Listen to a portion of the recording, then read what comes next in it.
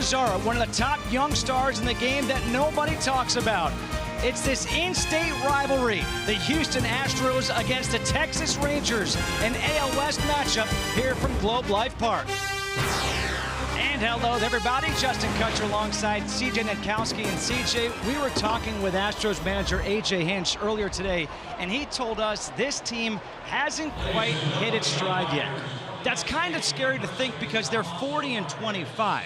A guy who's beginning to hit his stride, Jose Altuve. Well, Jose Altuve, of course, has been an unbelievable hitter in this league, but took it to a new level over the last couple of years. An MVP a year ago, and last night against the Rangers, showing off the opposite field power. Now, the power has been new for Jose Altuve these last couple of seasons, and driving the ball out of the ballpark the other way, also something new for him. A good hitter has only gotten better for the Houston Astros, but especially on the road. Check out that .415 batting average for him. It's .385 over the last 3 seasons. We have not seen a hitter hit over 400 on the road since Ichiro Suzuki did it all the way back in 2004. It's amazing, and he's doing it, but with power, unlike Ichiro. Now, a bright spot for this Texas Rangers team has been the play of Shin-Soo Choo.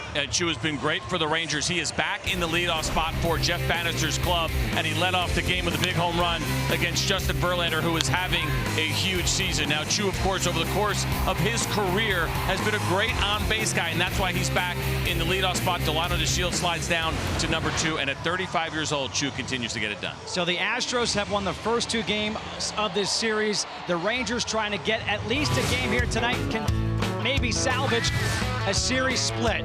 It is in-state bragging rights on the line. Baseball Night in America on Fox, coming up next. Just beyond 6:15 local time between the Astros and the Rangers. A look at the lineup for the Houston Astros, who enter this game in 2nd place in the AL West. George Springer will lead things off and play right field. Alex Bregman bats 2nd and plays 3rd. Jose Altuve in the 3-hole will play 2nd base. Yuli Gurriel, celebrating his 34th birthday, will bat cleanup and play 1st. Evan Gattis will DH and bat 5th. Marwin Gonzalez at shortstop, bats 6th. Max Stassi will catch and bat 7th. Tony Kemp and Jake Marisnick round out the order as they will face the left-hander Mike Minor for the Texas Rangers. Mike Minor, of course, a reliever a year ago with the Kansas City Royals, has entered the rotation here with the Texas Rangers. You see what he's done here in his 11 starts so far. 4-4 record, but great strikeouts. And take a look at what he has done. Welcome back to the rotation, Mike Minor, as he's kind of going through that adjustment period once again. Slider command is something worth keeping an eye on, especially to all these right-handed hitters in the lineup tonight. He uses that backdoor very often, and that command extremely important. And the first pitch here to George Springer is a fastball missing way up high for ball 1. George Springer on the season, 287, 13 home runs, 39 RBIs. Of those 13 home runs, 4 of them have been leadoff home runs. And the fastball misses down low, 2 balls and no strikes. That one at 94 miles per hour. That velocity will be something that's worth taking a look at. Mike Minor saw a boost in that 4-seam velocity in the bullpen last year. A lot of people wondering, can he maintain that as a starter? Now, he was seeing 94, 95 as a reliever. He's been averaging right around 92 this year with the fastball. The 2-1 from Minor. Missing inside, 3 balls and 1 strike. You mentioned his relief appearances and what he did last year for the Royals. He was phenomenal, and now as a starter working his way back into the rotation. Missing inside, a leadoff walk here to Springer. The defense behind Minor. In the outfield from left to right, Joey Gallo, Delano DeShields, and Nomar Mazara. Around the horn in the infield, you've got Ronald Guzman at first, Rougned Odor at 2nd, Jurickson Profar at short, Isaiah Kiner-Falefa at 3rd, Robinson Chirinos behind the plate. And the defensive lineup is sponsored by Bright House Financial. So now here is Alex Bregman. Home runs in back-to-back games of this series. Hitting now in the 2-hole here for Houston.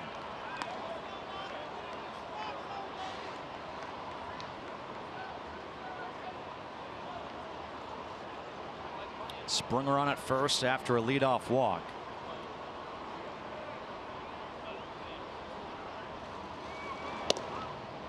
There's a strike. 1 ball and 1 strike. And for Mike Minor, speaking with him, he talked about that adrenaline rush of coming out of the bullpen and how it is so different now coming back and being a starter, and how you have to pace yourself. Bounce foul. 1 ball and 2 strikes. Prep is so different. Obviously, as a reliever, you come to the ballpark every day knowing you have a chance to pitch. You may or may not get in there. You also know you can go and air it out for an inning, or in Mike Minor's case, a little bit more than that once in a while last year, and then he goes back into the routine of what he used to do as a starter, which is prepare not even every 5 days for him. It's been really every 6. It's been 10 since his last start. They give him a lot of time in between and trying to find that groove again. He was so successful with the Braves. Certainly takes some time, and I think Mike Minor's still working through that. Fouled away 1 and 2. Signed a 3-year, $28 million deal in the offseason. The Astros were even interested in signing him to be a reliever, but he came here to Texas so that he could be a starter. And he's been better at home than he has been on the road. At home, a 4.11 ERA. Nearly double that on the road in 8.14 ERA.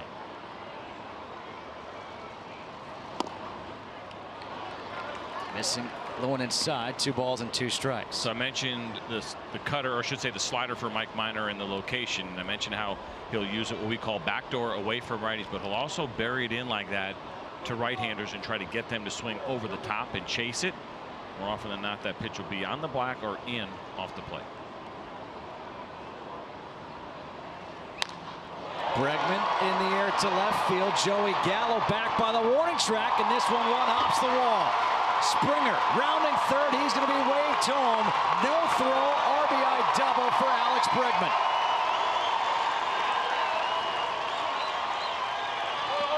#20th double of the year for Bregman. RBI number 31. And he's been really good against lefties as of late. He gets a pitch that is elevated here from Mike Minor, and he catches it a little bit off the end of the bat, but does a nice job of hooking it. And Joey Gallo, who is shaded a little bit more towards center, did not have much of an opportunity to get to that one as it short hops the wall, and that was a changeup that was left up at 87 miles an hour from Mike Minor. So already 1 run on the board here for Houston. Still nobody out, and here's Jose Altuve, who's now hitting .341, 5 home runs with 33 RBIs. Pulled foul down the third baseline. And we asked AJ Hinch, did you ever think you'd have a 5'6" guy batting third? And there's a possibility that he could be hitting behind a guy like Aaron Judge in the All-Star game. That's perfect for the fans of our game, right? Certain sports that you need size. Baseball is not one of them. Altuve hits one in the air to right field. Mazzara is there under it. Bregman tagging up, going to third, and he will get in there safely. So good base running right there by Alex Bregman, realizing how deep that ball will be, able to take the base. You see a good look right there. Nomar Mazzara, who gets behind this ball, really does everything he can. He's been very good throwing for the Rangers this year, but not much of a chance at all to get Alex Bregman. So with just 1 out, runner on third, the infield is brought in for Yuli Gurriel, trying to cut down this run early in this ball game. 278, a home run, 21 RBIs. And Gurriel rips the first pitch. RBI for Gurriel on his birthday. 2-0 Astros on top here in the top of the first. Let's take a look at the keys to the game, sponsored by Ford. Yeah, and something to keep an eye on for both of these clubs. And for the Astros, right on. 7 right-handed hitters in the lineup. They are hitting .276 against left-handed pitching this year. That is the second best in Major League Baseball, and you can see why here in the first inning. And then for the Rangers, shuffling the deck, DeShields, Delino batting second in the lineup for the first time this season for Jeff Bannister. And the idea there is to try to get DeShields going a little bit, but also to slide the middle of the order down as well to try to get some more production. Well, Mike Minor and Robinson Chirinos just tried a first pitch breaking ball to Evan Gattis. That missed. 1 ball and no strikes. Gattis has kind of taken over the DH role for the Houston Astros. And now it's 2-0.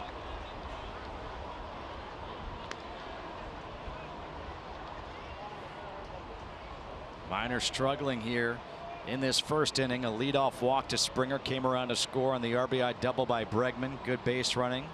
Moving to third base on the fly ball by Altuve to right. Gurriel first pitch swinging. RBI single. Now 2-0 here to Gaddis. Ripped foul. 2 balls and 1 strike.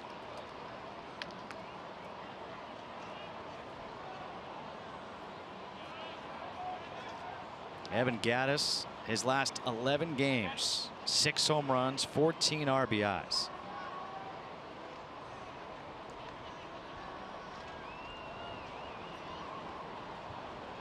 We showed you his batting average at just 240, but his last 25 games hitting 294, so upping the average as he is now 2 balls and 2 strikes. Take a look at this pitch here from Mike Minor. Good look at the spin on the slider. Locates it perfectly inside.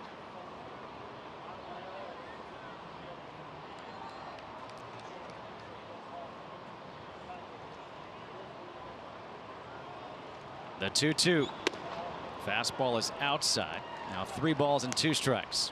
So Mike Minor, kind of unusual for a left-handed pitcher, does not throw a 2-seam fastball. Most of your lefties will. They try to run that 2-seam fastball away to right-handed hitters, but Mike Minor exclusively with the 4-seamer throws that pitch 46% of the time, and a .340 batting average against that 4-seamer this year. Gurriel takes off, and the pitch is pulled foul off the fence of the dugout. I was curious to see if A.J. Hinch would start the runner here. 3-2 with Gaddis at the plate. Potentially stay out of a double play situation. Well, it certainly makes sense, and the Rangers have been very good at turning the double play.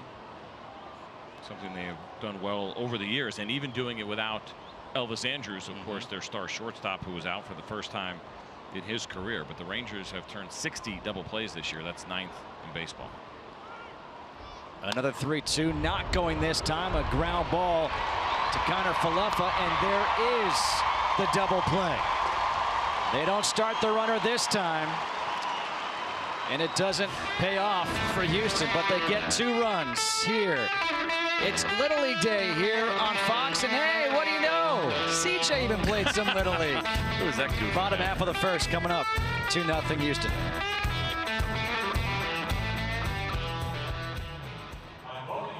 HOU will lead things off here for Texas, followed by Delano DeShields and Nomar Mazara. Jurickson Profar bats cleanup, followed by Joey Gallo, Isaiah Kiner Falefa, Rougned Odor, Robinson, Chirinos, and Ronald Guzman.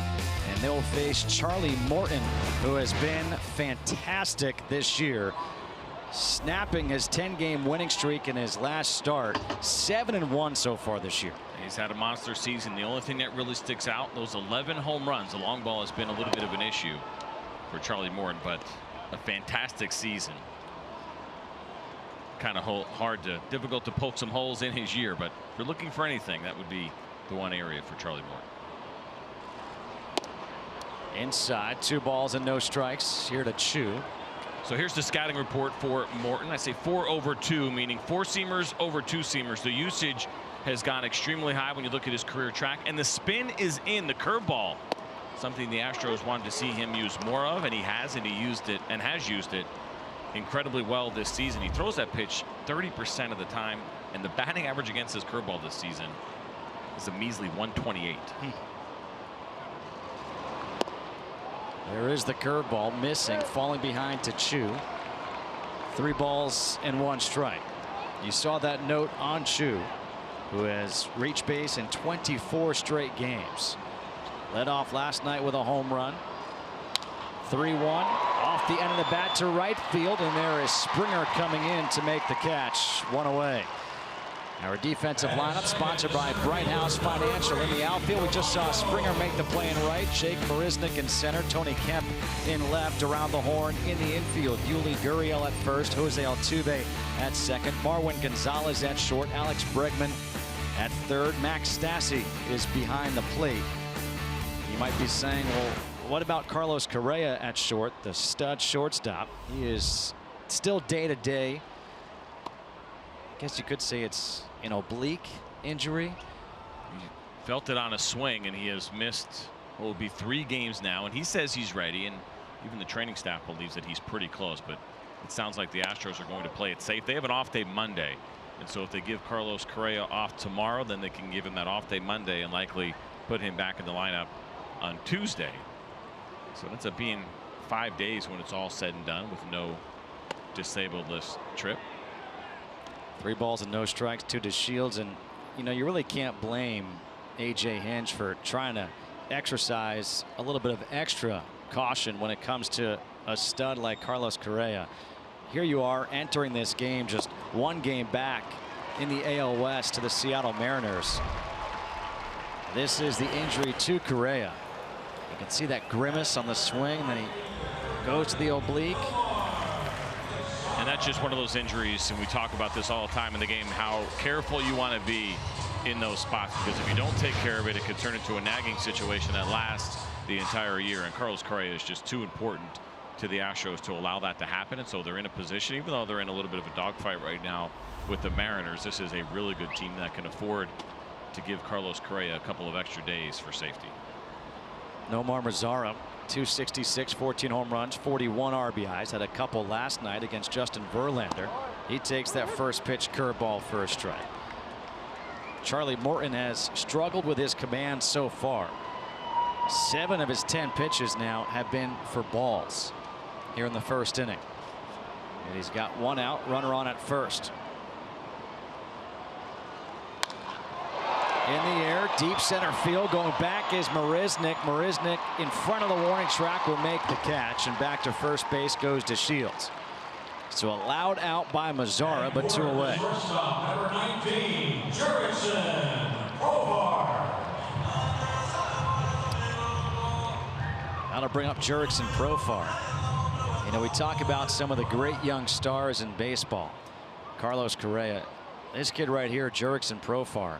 He was at one time the #1 overall prospect in all of baseball. And people forget he is still really young. Just 25 years old, and so plenty of opportunity and time left for Jurickson Profar, who just gets hit by a pitch. That'll put runners on first and second. But with Profar, I mean, it started at a young age. I mean, CJ, we saw you in those Little League pictures, and we saw what a stud you would be. But you had nothing against Jurickson Profar. 11 years old, played in the 2004 Little League World Series. He could hit bad pitches back then. And that's every kid's dream right there, right? Williamsport, Pennsylvania, going deep on that field during the Little League World Series. And so, yes, it started early for Jurickson Profar. You're absolutely right. And the career track took a little bit of a different turn, but still lots of time for Profar, who's getting an opportunity to play, which wasn't anticipated. He was out of options, and so it looked like he was going to be on the bench and kind of the utility guy. But with Adrian Beltre going down for a while, Elvis Andrews going down for a little while, even Rougned Odor, at one point all 3 of those guys were out at the same time. So Jurickson Profar has gotten consistent playing time, consistent at bats, and Rangers have been pretty pleased with the results so far. Adrian Beltre is back. He is getting the night off. But we saw those highlights of Profar, and his Curacao team won that Little League World Series. So he knows what it's like to win a World Series. 1 ball, 1 strike here to Joey Gallo. 205, 17 home runs, 37 RBIs. And because there's a runner on at second base, the Astros are not doing the extreme shift which they did last night against Gallo, when they had 4 infielders on the right side of the infield. There was nobody on the left side of the field except for the left fielder, Tony Kemp. Well, you can't do that with a runner at second, and so a little bit of an adjustment for the Astros here against the Rangers. And for Joey Gallo, trying to find a way to make an adjustment against Charlie Morton. It has been a struggle for him over the course of his career. You mean 11 strikeouts and 12 career at-bats? And a lot of curveballs that he has seen over that time. Gets a fastball there at 97, 3 balls and 2 strikes. And you can see Morton is scuffling here in the first inning, just trying to find it. Yeah, a little bit trying to find the command, which is unusual for a guy with a 2.8 walk per 9 rate. He's been excellent in that regard, but you can say the same for Mike Minor, leadoff walk after and during a season in which he's had an excellent 2.1 walk per 9 rate. 3 3-ball counts against 4 hitters, excuse me, now 5 hitters so far. The runners go, and the curveball is taken for ball 4, and that loads the bases here with 2 outs in the bottom half of the first. That's pretty incredible. You say, well, why a 3-2 curveball to Joey Gallo? Well, Charlie Morton has thrown 42 curveballs out of the 56 pitches that he has shown to thrown to Joey Gallo over the course of his career. He's had a lot of success, and so he thought he could get Joey Gallo to go out of the zone. He knows that Joey Gallo has struggled on the curveballs. You get a good look at the pitch right there, but out of the zone. So a good job by Gallo doing his homework a little bit, understanding the trends and what Charlie Morton has tried to do against him, and he lays off that breaking ball out of the zone. Pitching coach Brent Strom comes out to speak with Charlie Morton and Max Stassi, and you've got 2 outs here, bases loaded, 2-0 Astros leading here in the bottom half of the first. If you're Texas right now with Isaiah Kiner-Falefa at the plate, this is that time. You know, everyone thinks 7th, 8th, 9th inning, that could be the turning point of the ball game. This might be that turning point of the ball game for the Texas Rangers. Can they get a run or 2 across right now against Charlie Morton? So you're sounding like they should have maybe started a reliever in this game? Is that what you're getting at? No, I'm not saying that at all. Are you ready to run the Tampa Bay Rays? No. Definitely not. No, but you're right, though, and I think it's a fair point. Based on how good the starting pitching has been, you have Charlie Morton on the ropes right now. You want to be able to take advantage, cash that in, because if he catches a groove and gets out of this inning, he is certainly capable of going on a roll. Breaking ball. Quickly, no balls and 2 strikes after the visit from his pitching coach. No hits in the inning.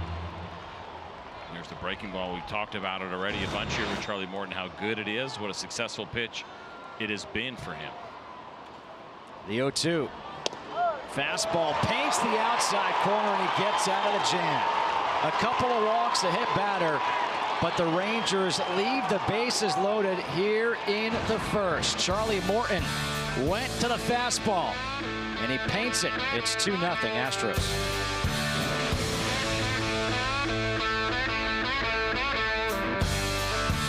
The Lincoln Motor Company. A beautiful shot here of Globe Life Park in Arlington, Texas. I know they're building a new ballpark.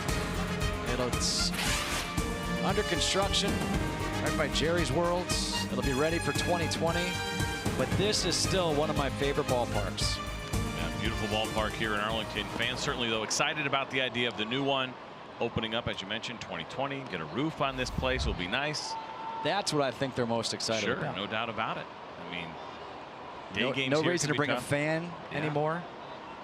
Close that roof. Yes, baseball was meant to be played outside, but there's nothing wrong with throwing the roof on and closing it up when it's 96 degrees like it is this evening. CJ, it's already dropped down to 94. I mean, come on. Fair enough. And, you know, the other part, obviously, it's barely warm enough to break a sweat. And they'll usually play 7 o'clock games here on Saturdays. But on Sunday, you have to play day games, right? Unless you're the Sunday night baseball game, you have to play day game for, I don't know, about 3 months of the season. That could be a little bit of a stretch here and can be rough for the Rangers fans. 2 balls and 1 strike to Marwin Gonzalez. The switch hitting shortstop here tonight. But it's not just the stadium, too. You've seen the trend. St. Louis. What a great job they have done with Ballpark Village. Same thing here with Texas Live. It's going to be happening. Hotel, restaurant, bars, all kinds of things to do. They don't look at it as just 81 dates where they're trying to entertain fans, but a lot more that'll be going on. So it can be a 365 kind of place to be all year round. 2-2 is pulled foul. I'm going to pose this question to you. When you look at this ballpark, what's the first image that comes to your mind? You mean of the ballpark, or like things that have happened on the field? Just in general. Like, is there a player? You think Pudge? That's exactly what I think anytime you look out to center field and the great lineups that they had here in the late 90s, they've had great lineups here, multiple different times. Obviously, the World Series runs as well. But yeah, this ballpark I think is synonymous with Pudge Rodriguez. I think it's certainly fair to say. Juan Gonzalez. I mean, this mostly nightmares for me, quite honestly, rolling through here.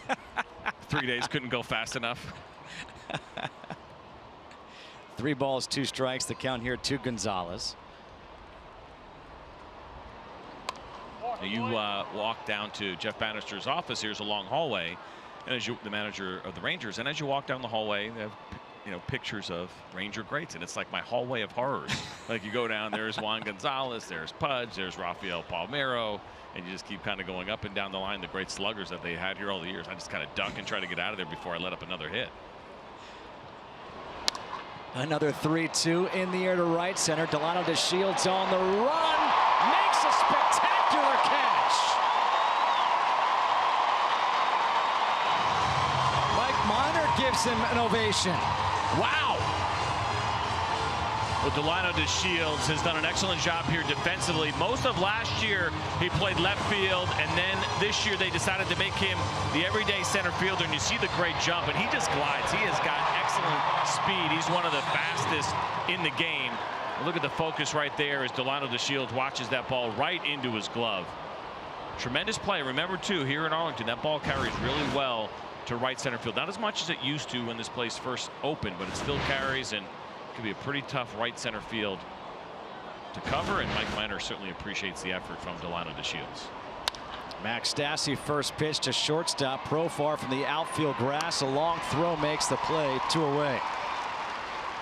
Delano DeShields has been around the game of baseball for a long time, of course. He is Delano DeShields Jr. His father, Delano DeShields, a major leaguer. And that play that he just made was awesome, but how great are these shots? That is fantastic. A young Delano. He's kind of falling asleep in his dad's arms, and there's mom, an unbelievably athletic family, of course. Track and field star at Tennessee. His sister Diamond now playing in the WNBA. And Delano DeShields Jr. just showed off his athleticism with that catch in center field as the count is 1 ball, no strikes to Tony Kemp, who also has great speed. And Kemp fouls one back this way. 1 ball and 1 strike. And for more on Delano DeShields Jr., let's welcome in the 3rd member of our team, Emily Jones. Yeah, I talked to Delano DeShields about his fondest memories of Little League. He said it was without a doubt in a weekend tournament where he had 4 home runs in 3 days. That tournament was in Vegas. And among the people in attendance at that tournament and playing in that tournament, Joey Gallo. He said that Delano DeShields was very well known in Little League circles as quite the slugger. And of course, everyone knew his name because of his father. So some fond memories there from Delano DeShields, and made quite a name for himself very early on in the Little League game, guys. Kemp rolls one over to second. Odor retires him. Delano DeShields, though, you'll be seeing this one all night long. The sliding catch along the warning track. 2-0 Astros on top.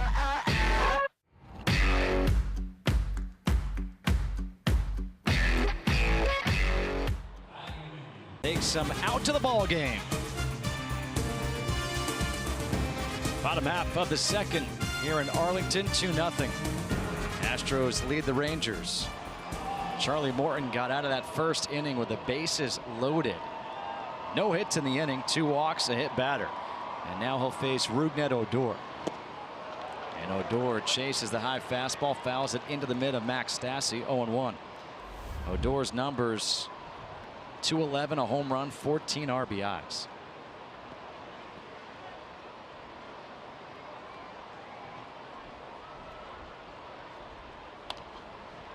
And Morton quickly ahead in the count. No balls and 2 strikes. Rougned Odor missed about a month with a strained left hamstring. We're talking about the injuries that have plagued the Texas Rangers. He has been one of them. So trying to get back in that groove now after getting off the DL, and a guy that has shown a lot of power consistently. And now on an 0-2 pitch, the curveball gets away from Morton, and that is the 2nd hit batter of the game for Charlie Morton. Not only the 2nd hit batter, but now we have seen 2 of these and a couple of walks. And for a guy that has had really good command so far this season, a little bit of a surprise as Odor does not have time to get out of the way. Like a Charlie horse right there, caught him right in the side. Probably stung a little bit. Entering this game, he had 4 hit batters in 73 innings. He now has 2 in just over an inning. Robinson Chirinos at the plate. And the fastball misses low and outside for ball 1. Robinson Chirinos, 198, 8 home runs and 22 RBIs.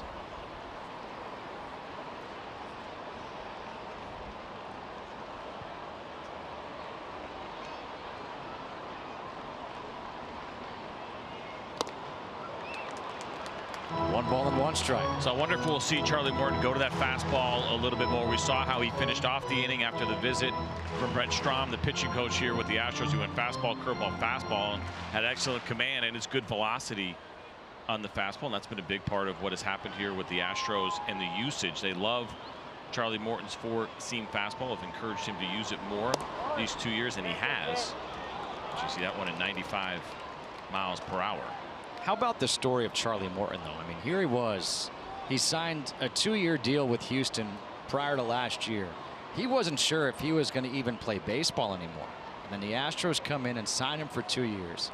A.J. Hinch took him out to dinner after they signed. And the breaking ball misses 3-1.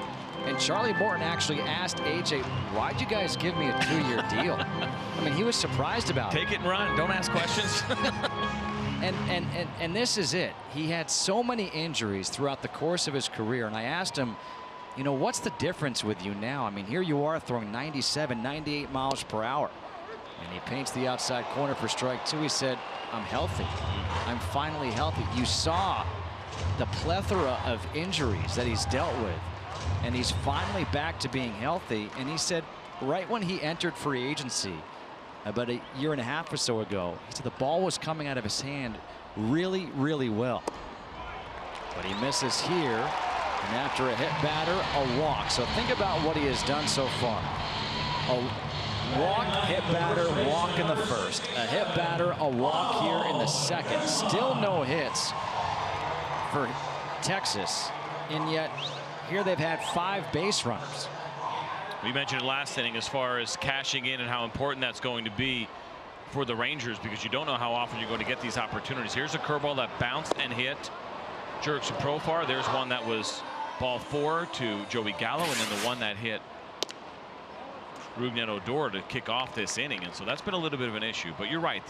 For me, this is something the Astros should be really proud of. And they have a lot to be proud of as far as what they've accomplished over the last couple of years. But what they found in Charlie Morton and what they realized with him, and to get him on board with changing the pitch usage, using the 4-seamer and the curveball more, and what he has become over these couple of years. Feeling good near the end of that last season before he went into free agency. The velocity being up.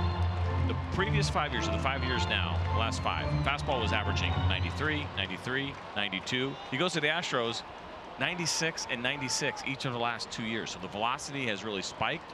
I think that's part of the conversation as far as convincing him to use that 4-seam fastball a lot more, and it's been very good for him, and he's been very good. Now this one obviously not going well so far, but hasn't let up a run, and his last start was so-so as you see what he's done over the last 4 years. But the jump in velocity has been pretty impressive. It's supposed to go the other way as you get older.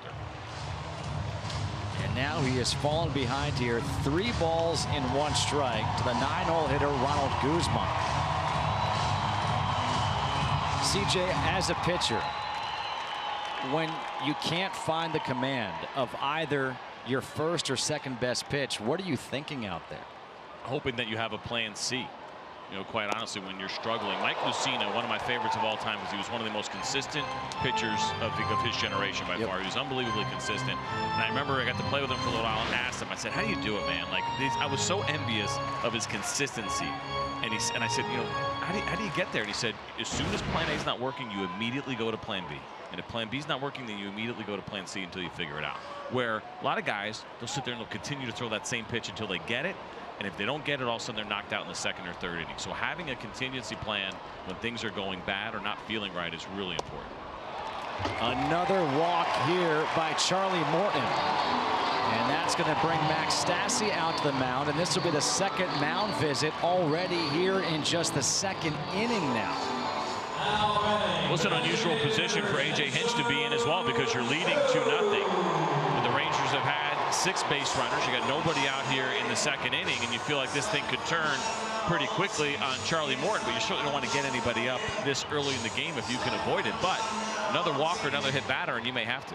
And then my question now is, with Shin-Soo Choo has been arguably the best hitter in the lineup for Texas, is he just looking for one pitch right now? Will he swing first pitch?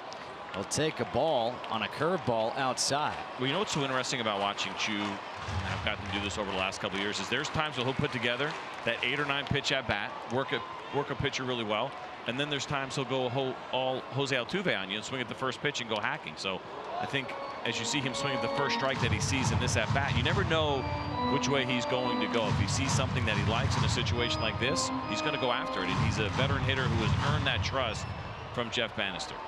Well, we said there was an opportunity in the first inning for the Rangers, a golden opportunity here in the second inning for the Rangers. Bases loaded, nobody out. Their leadoff man Shin-Soo Choo at the plate, and now he's behind in the count.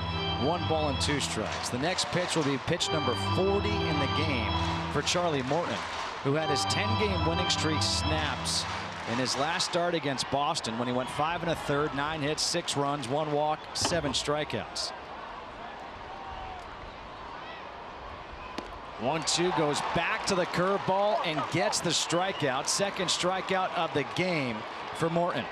Well, Charlie Morton at least gets himself 1 out here after the first 3 batters reach, and we'll take you through this pitch by pitch as he's trying to find it. You see a breaking ball hanging up and away, and a pretty good fastball at 97 miles an hour. Now that curveball right there is probably the one Choo would like another shot at. The last one a little bit better and a little bit tighter, and good finish on the curveball from Charlie Morton. So he's still fighting himself a little bit, but here's why he goes to the curveball. Check this out this season. Minimum 150 curveballs thrown. Nobody has generated more swings and misses than Charlie Morton. Up the middle, Altuve bobbles it, commits the error. Everybody is safe and a run scores.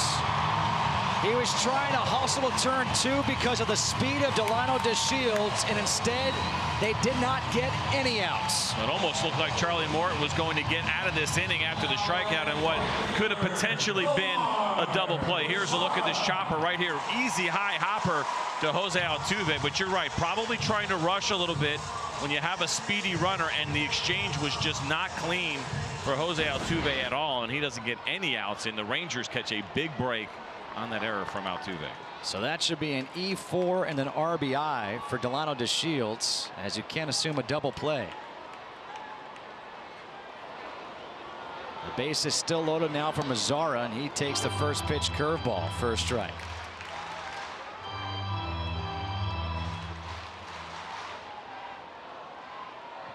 We've grown so accustomed to seeing such phenomenal starting pitching from the Houston Astros this year that this start right now for Charlie Morton is kind of shocking. And yet still no hits for Texas. It's self-inflicted. Another curveball. This one's high. 1 ball and 1 strike. So as we showed you that graphic of the swings and misses for Charlie Morton, you mentioned what is plan B? How do you try to find it? You try to always establish your fastball early, but if it's not there, you start going to what feels good, and it feels like he is much more comfortable throwing the breaking ball right now. Throws the fastball, and that fooled Mazzara. 1-2.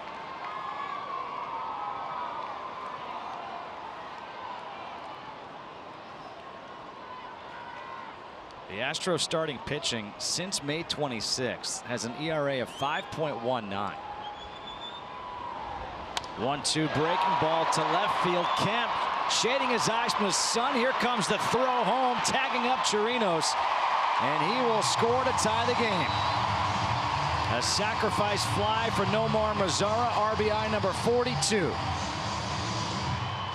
It's a nice job by Kemp to be able to battle the sun. That did not look easy at all, as you see him with the glasses on, but the sun is right in his eyes, and this is an excellent job. Glasses and bare hand, and makes the catch. And the last thing you're thinking about is trying to get yourself in position to make the best throw that you can. Robinson Chirinos is not a great runner, but first things first, you got to catch the ball. And for Kemp, that meant maybe go ahead and allow that runner to score without much of a challenge, because had he started to turn his body a little bit too much, might have been a little bit more difficult to try to catch that ball.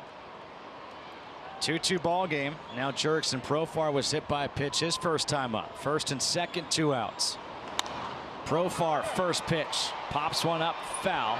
Third base side, Bregman over by the dugout. That will go into the dugout, now into the seats.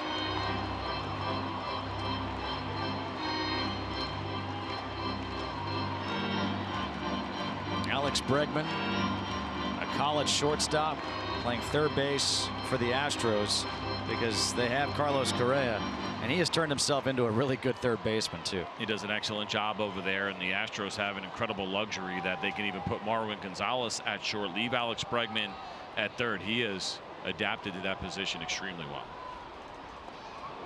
Another hit batter on a breaking ball as this gets Profar on the back foot. Second hit batter of the inning, third hit batter of the game, and once again the bases are loaded. This is really amazing, and the curveball I mentioned, I thought Charlie Morton might have been feeling a little bit better with this pitch, but you just see it take off on him as he hits another left-handed batter with the breaking ball.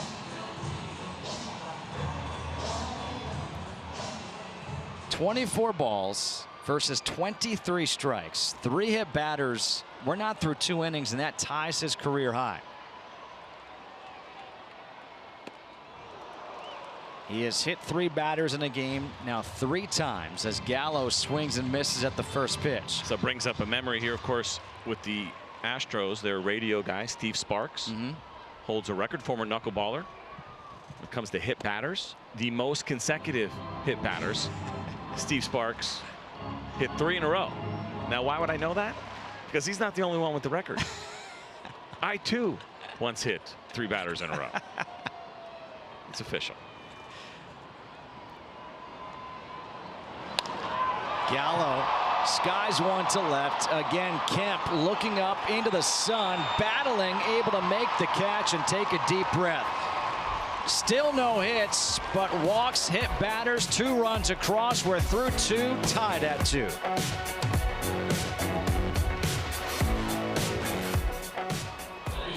Now, because Morton has yet to give up a hit, but the walks, the hit batters, 14 batters faced. He's walked 4, he's hit 3, he's struck out 2, and he's given up 2 runs, 1 earned. And now you could see them going through the mechanics here as Jake Marisnick swings and misses behind the count 0-2 against Mike Minor. An uncharacteristic start here for Morton.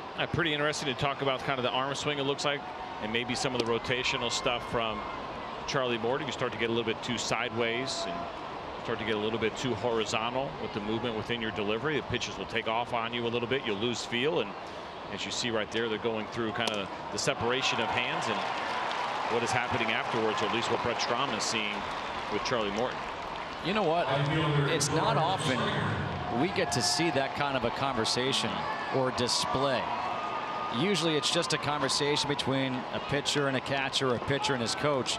But to actually see them going through the mechanics, that was pretty cool. It is neat. Now, it's also a little bit concerning because you don't want to talk mechanics too often during the game and try to keep things simple. But obviously Charlie Morton right now is trying to find it. So a little bit more than simple as they dig in a little bit as far as trying to figure out what is happening. You start thinking mechanics, though, too much, and it could get even worse. So that's always something that you want to be a little bit weary of. But certainly Brent Strom feeling like tonight was a good night to dig in a little bit because he's having some issues. George Springer at the plate.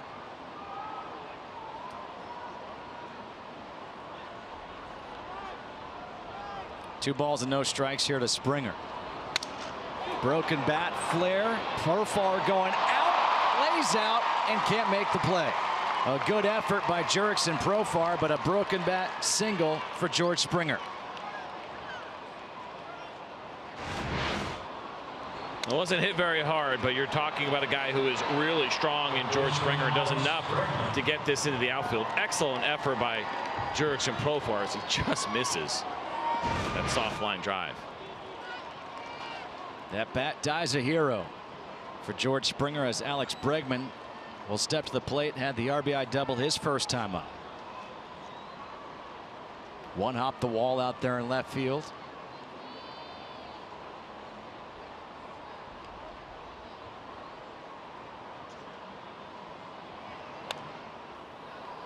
Fouls the first pitch back, 0-1. 22 straight games now for Bregman that he has reached base. You know, we talk so often about the young stars in the game, and there are so many truly bright young stars. Alex Bregman is up there. I mean, this guy became a hero in last year's postseason. He went around, says home plate umpire Sam Holbrook, 0-2.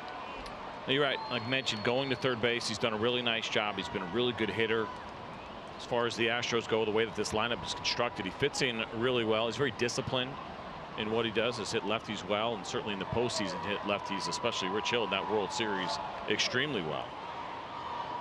It's been a good pick, second overall, just a couple of years ago, was Alex Bregman. Low and inside, 1 ball 2 strikes from Mike Minor. You know, also interesting with him is that he hits the ball in the air a lot. Very high fly ball rate, nearly 40% for him, but he'll hit into some double plays, which, you know, you think a lot of times the guys who hit the ball in the air, fly balls, don't do it too often. But look at this in the American League. This is surprising to see 2 Astros on this list, but Alex Bregman, 10 double plays so far. That is tied for 3rd in the American League, and certainly Mike Minor would like to get one right now. Goes with a slider, misses. 2 balls and 2 strikes. Good stop by Chirinos. But when I saw that number, that really surprised me, because he is a guy that, not that he subscribes to launch angle, he's trying to get the ball in the air a ton, but he does. He hits the ball in the air quite a bit and puts the ball in play. And AJ Hinch told us before the game, when he's at his best, he's thinking line drive. And when he came out of college, he said he actually used to think get the ball on the ground, line drive. Now it's line drive and higher, and try to get the ball in the air. 2-2 in the air down the left field line, and that is a foul ball. I think he was thinking line drive right there. But that is, and I think that's one of the biggest misconceptions about where we are right now as we talk about launch angle and getting the ball in the air. Joey Gallo hits the ball as high as anybody in the game. His flyouts are unbelievable. His home runs are always, for the most part, pretty majestic. He says what he's trying to do is hit line drives and hit down on the ball and hit it out to center field. Put backspin on it. The way the ball comes off his bat, you would never think that that's the approach. I think that's one of the biggest misconceptions, is that everyone's uppercut. There goes Springer, ball in the air to center field to Shields. Back on the warning track at the wall, will make the catch, and Springer has to retouch second base and go back to first. A long fly out for Alex Bregman. 2 away here in the 3rd. That ball was well struck, but I think a good example of what we're talking about and the approach. You know, we've talked about this a lot with youth baseball and watching big leaguers, and more information available than ever. Take a look at George Springer taking off there, and once he realized Delano DeShields had a beat on that ball, you take a good little secondary almost from second, knowing he'd score if that ball got down, but does a nice job and gets back very easily. But so when that conversation is happening, and you're with your Little League coach, your dad in the backyard, and he says, yeah, hit the ball in the air, that does not mean uppercut like crazy. It means backspin the ball, hit through it, get backspin. As Joey Gallo says, try to drive it out to center field. I have this sneaking suspicion you've had this conversation once or twice with some of your kids. You know what? Not too bad. My little guy's not too bad. He knows, because he doesn't have the build to drive the ball to the ballpark yet, so we're not thinking about that. You know, Jose Altuve is a great example. Elvis Andrus is a great example of guys that were good hitters first and then added the power. Guys that can spray the entire field with line drives. You learn to do that first, control the ball, good bat to ball skills, then you add power. That's how you become a great hitter. If you think power first, you're going to be very susceptible to the strikeout. See, my dad used to always yell at me, because I know it might come as a surprise. I was always little. That is shocking. And Ricky Henderson was one of my favorite players, and I thought I was Ricky Henderson. So I get real low and hit up on the ball. That didn't work out very well. Did you pull on the jersey when you got one? Come out of the box? I never got one, so I could never pull on the jersey. Nobody did it better. I'd steal a base, but I definitely couldn't pull on the jersey. 1 ball, 1 strike. Here the count to Jose Altuve. 2 away, top of the 3rd, tie ball game, 2-2. And check on Springer over at first base.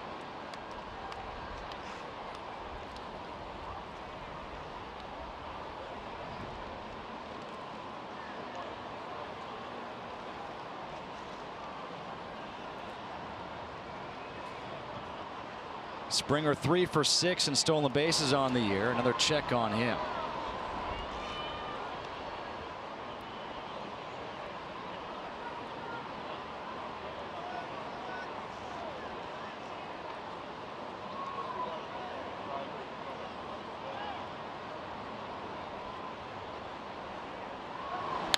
1-1. Altuve to center. Back again is DeShields. DeShields again making the catch.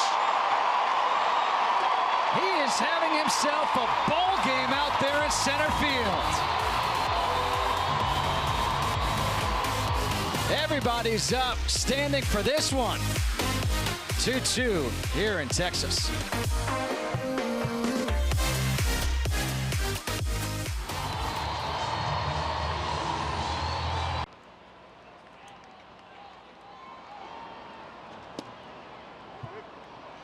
First pitch to Isaiah Kiner-Falefa in there for a strike from Charlie Morton. Kiner-Falefa struck out as the final out with the bases loaded in the first. 1 ball and 1 strike. So let's see if that little session with Brent Strom pays off for Charlie Morton here in the third. Always want to be careful, as I mentioned, thinking about mechanics. You want to keep it simple in the middle of the game. It can be difficult, but then sometimes a coach just says that one right thing that clicks and gets you back on track. Fouled out of play. 1 ball and 2 strikes. You see his numbers from Sunday against Boston: 5 1/3, 9 hits, 6 runs. He did strike out 7, walked 1. No hits so far tonight, but the walks, the hit batters, that's what's been problematic. Yeah, a different kind of struggle. Charlie Morton got hit around a little bit by the Boston Red Sox in his last one. Some home runs, some doubles. There was a triple in there, so there was some slugging going on against Charlie Morton. But in this game, it has been all about command and feel. And he strikes out. Kiner-Falefa looking for the second time. Time now for a game break. Let's go to LA and check in with Mike Hill.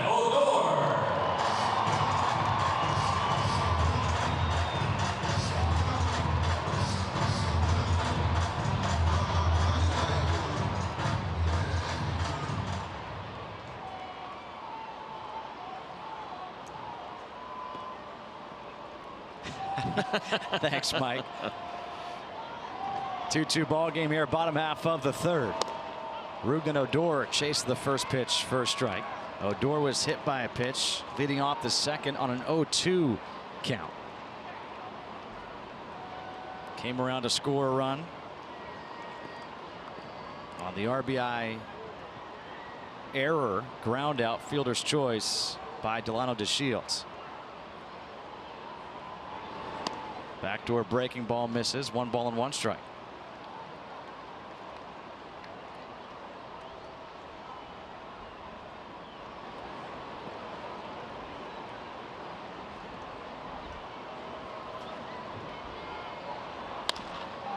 Ground ball. That's the shortstop Gonzalez making the play. 2 away. The catcher, Robinson Chirinos. So quickly 2 up, 2 down here in the third for Charlie Morton. And now he'll face Robinson Chirinos, who walked and scored his last time up.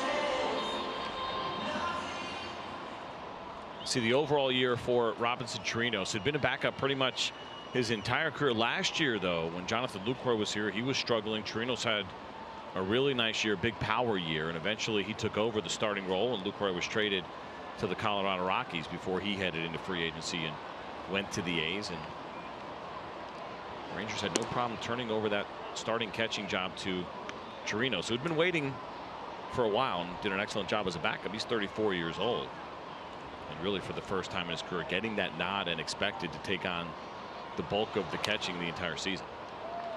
Foul back. 1 ball and 1 strike.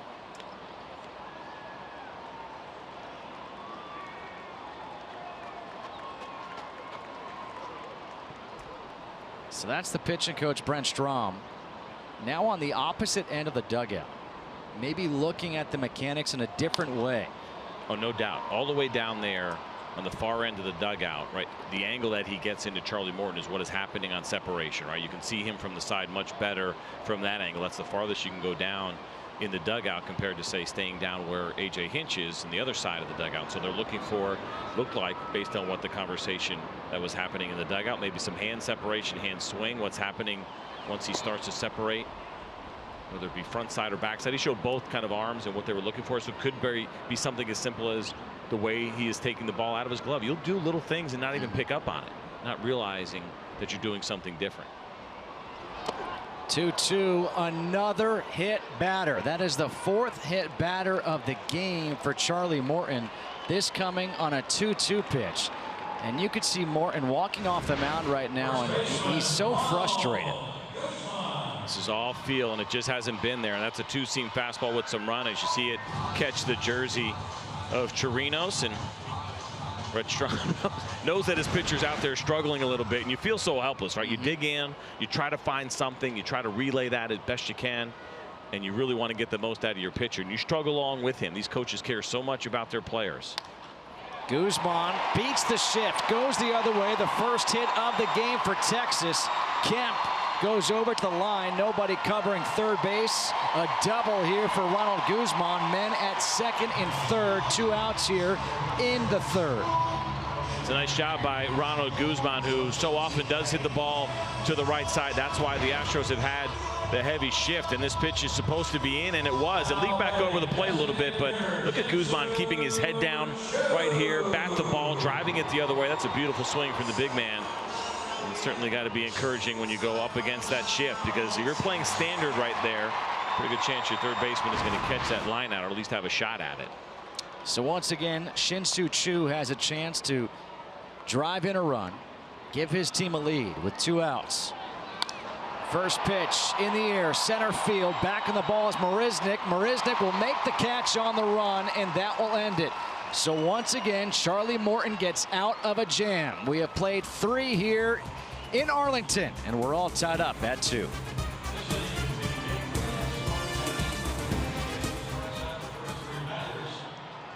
Wells Fargo, established 1852, reestablished 2018. And by McDonald's, new 100% fresh beef quarter pounder burgers, cooked right when ordered. Back here in Arlington, top of the 4th inning, 2-2 ball game. The Astros and the Rangers. Yuli Gurriel will lead things off here against Mike Minor. Takes the first pitch for a ball. Gurriel had an RBI single his first time up on the first pitch that he saw. The 1-0.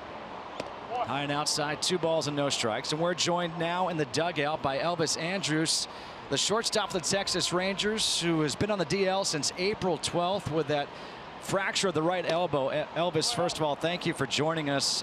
You took BP today, 2nd straight day. You're going on your rehab assignment starting Monday. How are you feeling? I'm feeling really good, guys. Thank you for the interview. And yeah, today was my 2nd day actually hitting live VP. I hit against Martin Perez, and everything looks good, man. I think I feel ready. I threw cross and relay today. I've been throwing the whole week, you know, to the first base and doing some double plays and pretty much just getting myself ready. And Monday, I start in Double-A. How about overall as far as handling, sitting around, watching your teammates play? First time in your career, and you're a guy that brings so much energy to every single game. This has had to be difficult for you. Yeah, man, it's super tough. Here we go. It's been tough, man. Like you mentioned, first time ever in my career being in the dugout, you know, without being able to help my teammates. There we go, Martin again. Yep, see, and, first time you get to have sunflower seeds thrown at you. I know, I usually am the one that doing it, but no, man, I've been feeling, you know, it's okay. I think the first Monday was the toughest one, but now that I start actually doing activities and I'm able to run and hit, you know, it's not as bad, but, you know, really happy to be able to get back on the field and you know, trying to get as fast as I can and get back to help the team to win. Elvis, you're a guy who, as CJ just said, you have fun. And we talked so much about youth baseball today, especially, and it seems like you play with that youthful exuberance. When you think back of playing baseball growing up, what are your fondest memories? I mean, there's a lot of good memories, man. I was really lucky to have such an amazing childhood. Play baseball since I'm like 3 years old. We owned the team in Venezuela. My dad actually found it years ago, and me and my 2 brothers, that's what we play throughout our childhood, and it was just a lot of fun, man. I think the way you guys see me playing right now, that's the way that I've always been playing. You know, you're trying to have fun, even in the tough time. You know, when you're struggling, you still gotta find a way to, you know, give your best face and your best attitude to the game, because sooner than later you're gonna get back on track. So that's why me and Adrian, we have so much fun out there in the field, and we cannot rely that to the guys. I think that when things are not doing good is when you're not tend to have fun, and for all the kids that are watching the games, that's what I want them to know and to learn from us. That even when you go through tough time, you still got to enjoy the game. That's what that's the joy that makes me go out there and trying to be better every single day. And that's what's amazing about watching you play, is that regardless, and obviously you've had a really good career, but it's easy to say. So many guys go through this game, it beats you up, man. This game will beat you up, but somehow you find a way to smile and have fun regardless, man. How do you do it? I mean, that is one of the greatest lessons, I think, that you could pay forward to so many of these young guys on this Ranger club right now. You could say, but how do you do it, man? How do you dig in and have that kind of fun regardless of what's going on? Well, it's all about anticipate, man. I think early, even to me, early in my career, you get so frustrated, and when things are not going the way you want, especially when you're working so hard every single day, and you come to the ballpark in every single game to try to just have a good game, man. Help your teammates, do good, trying to win the game. But when things are not going that way, and you're young, you don't know sometimes how to handle that, that mental pressure. And for me, it's always been, I think I can rely myself on just having fun, and that's something that I learned from, guys like when I came up, like Poch and Michael Young, Ian Kinsler, Vladimir Guerrero. Those guys have fun, man, and they take it seriously. They're really detailed in their job, but at the end, it's all about having fun. I think that when you're having fun, most of the time, good things are going to happen. So I keep myself relaxed and just trying to be aware of every detail of the game. But at the end, the passion that I have for this game is because it's a joy. It's enjoyable for me. It's something that takes every problem out of my head, and as soon as I step on the field, there's no problems in my life, man. I just enjoy it and just go out there and compete. That's awesome. There's 2 outs here in the top of the 4th inning as Marwin Gonzalez steps to the plate against Mike Minor. Before we let you go, I have to ask you this, because there's so many kids out there that look up to you and look up to so many of the other big league players. Who was the guy when you were coming up that you looked up to, that was your favorite player? There was actually 2 guys. Coming from Venezuela, Omar Vizquel was, he's a legend down there, and he was rocking in the 90s, with the Cleveland Indians. So he was the guy that, and actually I was the only game that actually televised in Venezuela back then in the 90s. So, but as soon as I keep growing up, when I was 10, 13, before I signed, I kind of started liking Derek Jeter, and the way he played, the way he perform and prepare for every single day. You don't see, when he's going good or bad, he's the same guy, and I always, enjoyed that, and I was really, I idolized that, the way he just taking care of business, and you never see him, if he was doing good or bad, he was always give you the same face, and for me, that's what I try to do, and teach the kids, that's, baseball is like life. It's gonna be tough, it's gonna have great time, good, bad times, but you always have to, be positive and keep working hard, knowing that at the end, the things are going to go your way. Yeah, it really is incredible. And you picked a couple of good guys to kind of keep an eye on and watch and certainly admire when you were a young player. Now, you're not old by any means. You're not even 30 years old yet, but you're around some younger guys, right? You got a lot of young guys now that are getting opportunities because of the injuries and guys that have gotten hurt. I'm curious, have you slid into that mentor role a little bit? You like helping these young guys out and teaching them how to be big leaguers? I think it's fun, man. I think it's part of the game. It's a chain, and you have to, that's the way it is. That's the way it goes. You came here, you're the rookie, the baby, and then a couple years later, you're the one actually have to babysit guys. But, everybody in the clubhouse here, they're young, but they're really smart, man. They come to the ballpark preparing themselves. They're battling right now, but they believe in themselves, man, and they know they're, at the end, good things are going to happen for the team, as long as they play hard. So I really have a lot of fun. It's not like you have to actually babysit them. They're prepared, man. Kids right nowadays, it's a lot different than before. So they really know what they need to do, and they come with a good mentality every single day, and it's just a lot of fun to be part of this group. Elvis, I want to ask you one last question. I'll get you out on this. You mentioned Omar Vizquel and Derek Jeter. What was it like when you finally played against them and met them? It was amazing. With Omar, I was here, my first year, so he was my mentor. And with Jeter, awesome. I was just crazy about, get to know him. I didn't want to be a groupie, so I was just trying to be, cool and nice. But it was just a lot of fun, man. Well, thank you. Able to compete against him and trying to be better than him for a day. Thank you, Elvis. It was just a lot of fun. Appreciate it. Good luck on the rehab, Elvis. Thank you, guys.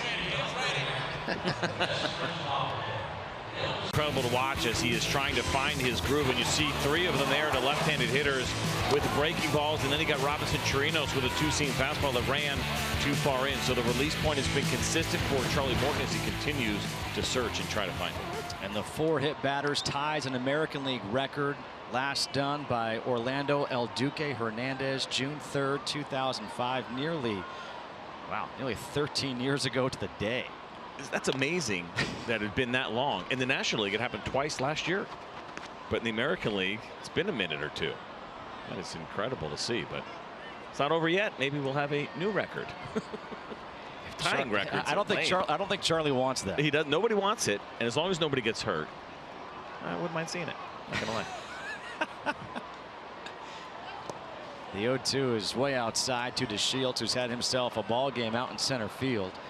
Had an RBI his last time up when he reached on the error by Jose Altuve. 2-2 ball game, bottom half of the 4th inning. Really a special thanks to Elvis Andrus. Really cool talking to him. Outside, 2 balls and 2 strikes. So it's interesting with that when you have Elvis Andrus and you listen to him, because as there's a bunch of young guys getting opportunities, he's still only 29 years old, and you start to slide into that role. But as the game has changed, younger players get to the big leagues quicker. Your veterans are a little bit younger now, and more is going to be required, at least asked of them at times, to step up and kind of be those mentors. Not that Elvis Andrus is anywhere near past his prime. He has been crushing it the last couple of years and expects to do the same once he gets back here, hopefully within the next week or so for the Rangers. 3 balls, 2 strikes. The count here to DeShields, leading off in the 4th. And another walk issued here by Charlie Morton. Our Flip the Switch, sponsored by Boost Mobile. It is DeShields on defense in center field against Marwin Gonzalez, making this great running, sliding catch on the warning track, and then against Jose Altuve, doing nearly the same thing. And what happens after you do this not once but twice? You come in and you get a standing ovation.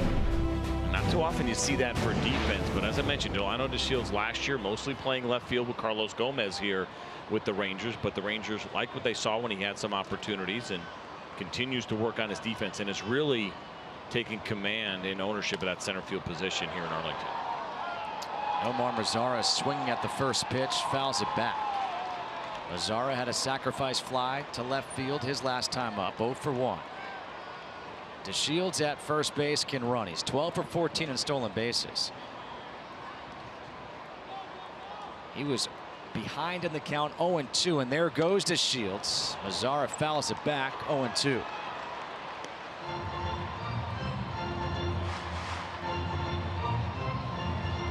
Just 2 stolen bases against Charlie Morton this year, and base runners have been successful 2 out of 2 times, so none caught stealing. And Delano looked like he had a pretty good jump, but with 1 strike, Nomar Mazara is not going to let a pitch go by that he thinks he can get to. Brad Peacock begins to throw in the bullpen for Houston. 73 pitches in the game here for Charlie Morton. And Mazara fouls one away down the left field line. So you mentioned in the open about Nomar Mazara, how nationally a lot of people probably don't know about him, and last year over 100 RBIs for him in a Ranger uniform, and probably one of the most complete hitters of the young group that they have here. Not more complete than Adrian Beltre, that's for sure, and Elvis Andrus, but of this young group, Joey Gallo, Rougned Odor, Isaiah Kiner-Falefa, Nomar Mazara is the one that they get really excited about. Not that they're not excited about the other guys, but they look at him as the guy that looks like he can be the best overall hitter of the group. He's got a pretty level swing. You'll love this one. Lowest launch angle of any hitter in the big leagues with at least 10 home runs. So he's not a big uppercut guy. Good breaking ball there by Charlie Morton for the first out. The shortstop, Jurickson. The 2018 FIFA World Cup is coming to Fox and FS1 with every match live and over 300 hours of coverage. The world's biggest sporting event is just 5 days away right here on Fox and FS1. Who do you got winning the entire thing? What a question. Team Poland.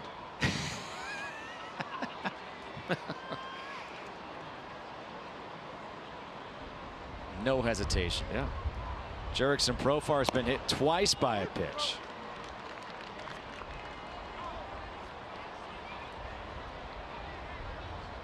Four strikeouts in the game for Charlie Morton.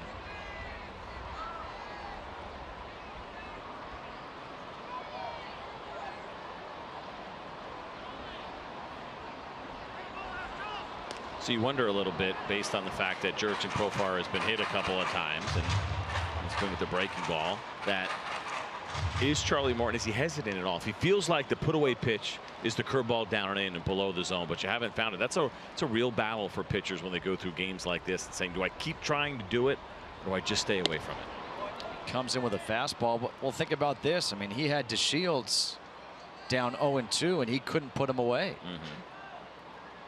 So the finishing of batters off, a little bit of an issue here for Charlie Morton. And they're going to be these days, right? We have this conversation. Give a guy 30 starts, 10 you're going to feel like you could pitch with your eyes closed. You know, you're going to have another handful that you're just not going to feel great. The middle ones, you try to battle. But when you have these days right here, they're going to pop up every once in a while. You try to find a way to compete, try to get deep in the game. Obviously, Morton comfortable. See there going back to the breaking ball. You can't give up on it. It's such an important pitch for him. This is one of those games, you know, in golf, you hear Tiger Woods when he first came up saying, everybody can win with their A game. Can you win with your C game? And right now, can Charlie Morton give his team 5 innings here tonight? That's the goal at this point.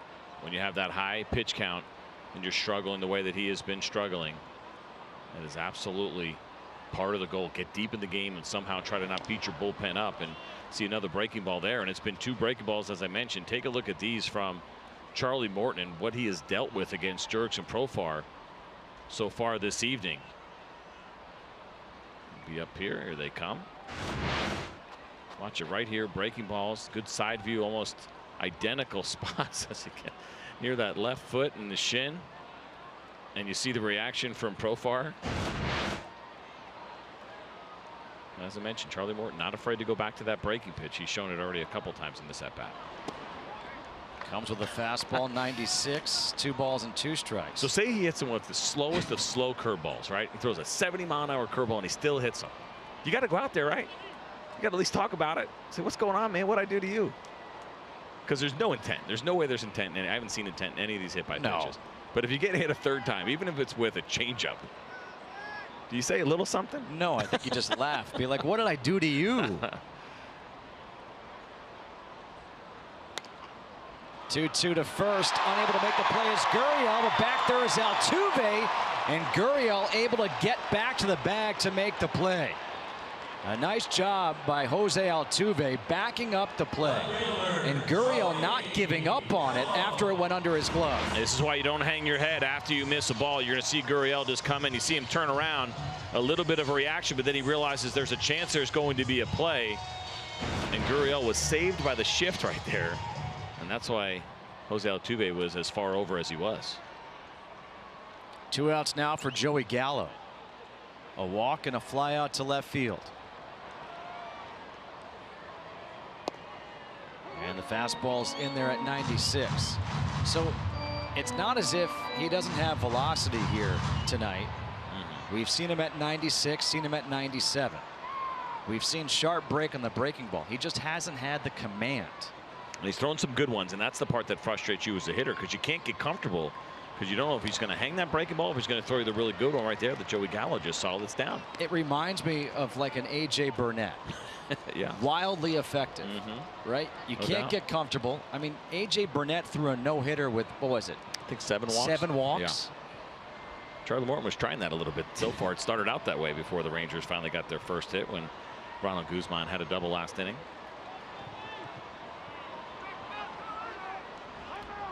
Timeout called at the plate. No balls and 2 strikes. Here to Gallo. Entered this game 11 strikeouts and 12 at bats against Charlie Morton, and now this will be the 3rd visit to the mound. as Max Stassi goes out to speak with Morton. And of course, we get to count those now, is because part of the new rules is you're allowed 6 per game whenever there's a pitching change that is not made. And so just 3 remaining. Now, I think, I haven't looked in a while, was it just the Angels that used all of theirs? Not surprisingly. Mike Sosa not afraid to go out there or send a coach out there once in a while, but we haven't heard very much about teams using all 6. But I think it's been effective. I agree. And part of, if you remember last year, I can't remember if it was the ALCS or the World Series, but Brian McCann went out to talk to Lance McCullers Jr. in the first inning 6 times. I can't remember if it was World Series or ALCS, but 6 times in 1 inning. That is no longer. And it really hasn't been an issue for the game. I don't feel like it's impacted anything negatively. I haven't seen a time where a guy should go out and visit his pitcher and he has it because he's afraid to use a visit. By the way, it was again 0-2, and now it's 2 balls and 2 strikes.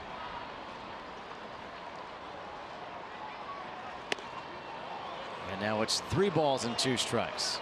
Joey Gallo doing a nice job of showing some patience. He has struggled this season with 2 strikes. We know he'll expand the zone, but he did a nice job in his first at bat, taking a breaking ball below the zone and a couple of fastballs that were tempting that he has laid off of tonight against Charlie Morton as well. 5th full count of the game for Charlie Morton, and he goes with a backdoor breaking ball and misses. 7th walk of the game, and that is going to be it for Morton. Here comes A.J. Hinch. We haven't seen this very often. Charlie Morton, 4+ walks, 4 strikeouts, and 4 hit batters in a game for the first time since April 18th of 1913. Tom Hughes of the Senators, the last guy to do that. Charlie Morton didn't have the command here today. They've gone to the bullpen. Coming in is Brad Peacock.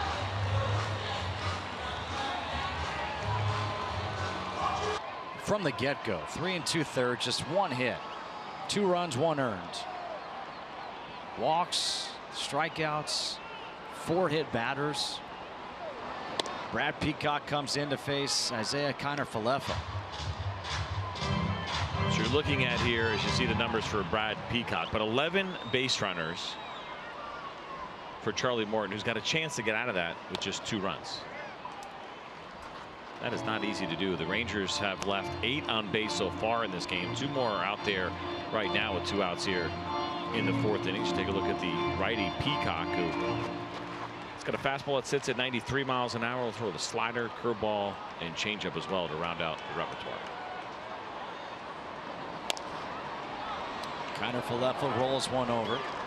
Tony Beasley at 3rd base. The 3rd base coach makes the play and tosses it into the stands. 1-2. Kiner-Falefa, he has struck out twice, both times against Charlie Morton. Looking. Brad Peacock, a weapon out of the bullpen for A.J. Hinch. And the 1-2 fastball, he does the job. Leaves 2 men on base. So we go to the 5th, all tied up at 2 between the Astros and the Rangers.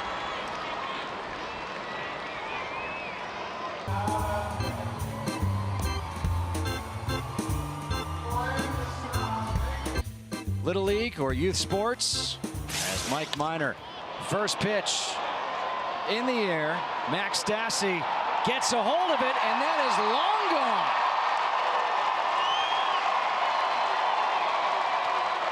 Sixth home run of the year for Stassi. And that gives the Astros the 1-run lead.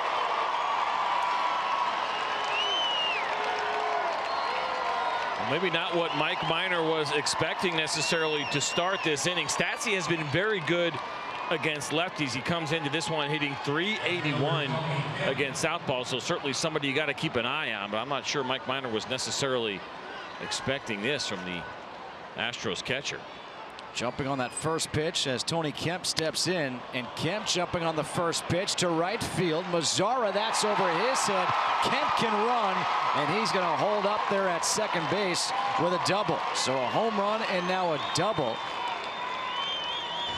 First, take a look at the home run from Stassi. It was a changeup middle away, but it was elevated enough for Stassi to get it in the air and hit it well out of here. This ball continued to carry. We were watching Joey Gallo and Delano DeShields take a look at it, but watch this thing go up over the bullpen. That was 466 feet. That is pretty incredible. And then watch this one here. Looked like a fastball down the middle, 91 miles per hour, and 2 pitches, and got a home run and a double all of a sudden here in the 5th inning. And now Jake Marisnick at the plate, struck out his first time up. And he takes the first pitch for a strike.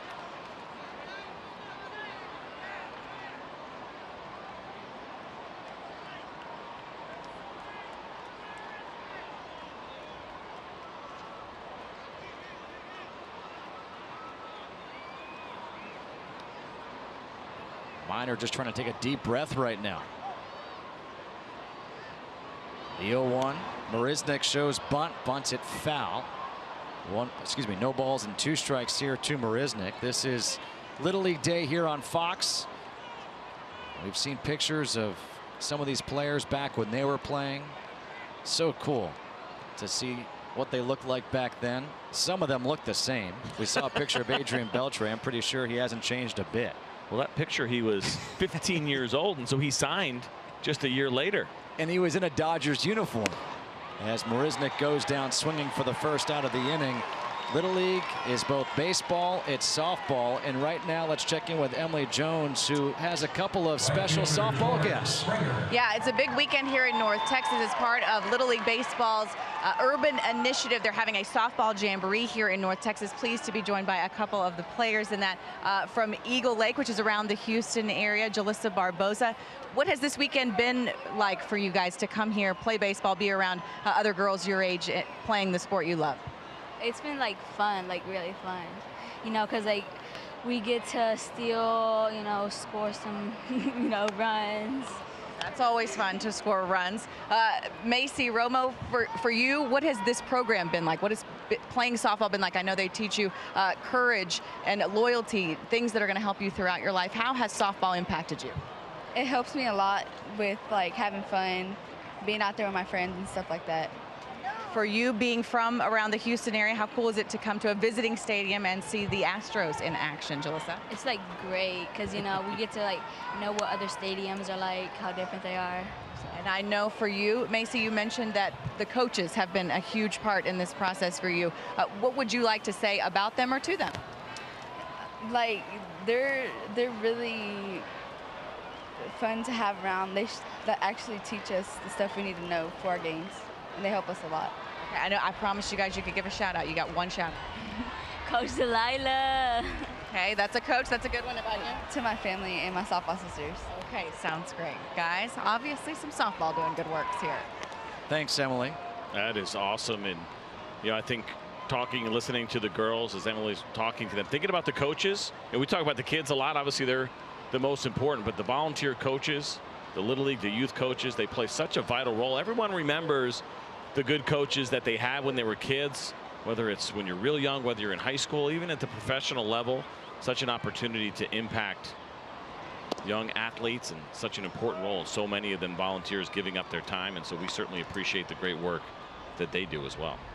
2 balls and 1 strike. Can think back to my coaches, Little League, Mr. Pasick, Babe Ruth. Babe Mark Ruth was Gus. one of your coaches? Yeah. Oh, wow. That's amazing. That's why I couldn't wear number 3. Springer at the plate. Rolls one to third base. Connor Falefa fields it in fair territory, makes the play across the diamond. And holding at second is Kemp. 2 away. Third baseman Alex Bregman. George Springer, he played some Little League baseball. Began his career at the age of 9. Made the district all-star team in his first year of playing. His father, George Springer II, he was his coach from T-ball to minor league ball, junior league ball. His father served on a Little League advisory board in Williamsport for 3 years. He was named the 2016 George and Barbara Bush Little League Parents of the Year. His dad actually played in Williamsport in the Little League World Series. George himself, his all-star team didn't make it. Spoke to him about that. He was still bitter. You don't forget it, man. You don't forget it. I still remember we got eliminated. Game 1. See ya. Done. I mean, it's heartbreaking. Yeah. 2 outs here in the 5th for Bregman. Bregman trying to make it 3 games in a row with a home run. And not only do you remember those, like so we got eliminated first game, and I remember it was you a were tight game. double elimination. Nope, not back in the 80s, and it was a tight game. God, you're old. No, ground ball. I'm still convinced it hit the runner's foot. I know it did. Umpire didn't call. Ball went in the outfield. Floodgates opened up, and that was it. Season over. So yeah, we don't let it go.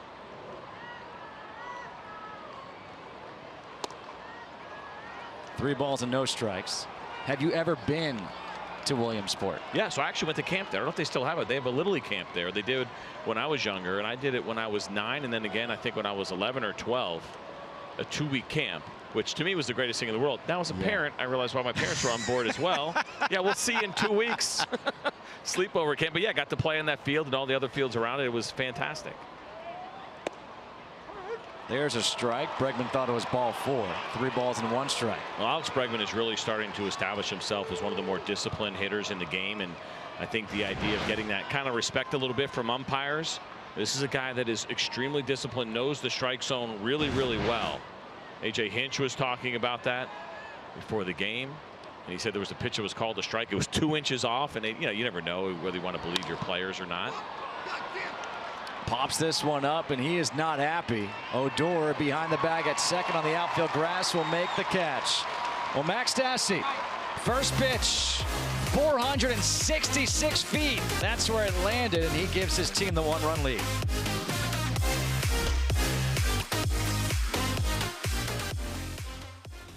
Boost Mobile. Dad, look at me. I got a pizza. Got my hat on backwards. I am set. The only problem is my team is losing. Come on. What's up with that? But he's got a pizza. Yeah, that's right. He's winning. Pizza solves every problem. Here in Texas, if it's the Astros against the Rangers, you better wear the hat. The cowboy hat. Rougned Odor to face Brad Peacock. First pitch, Odor pulls it foul. So we were talking to A.J. Hinch before the game a little bit, and only one lefty down in that bullpen, and Tony Sitt, but he's got some righties that do a nice job against left-handed hitters, and Peacock obviously in there for a little bit of a longer outing, but he's done well. 220 against lefties, 185 against righties, but a couple of other arms down there as well. So matching up against all these left-handed bats for the Rangers, not as much of an issue as you might think. Odor to left field. Back is Kemp, still going by the wall. That's off the wall. Odor with a leadoff stand-up double.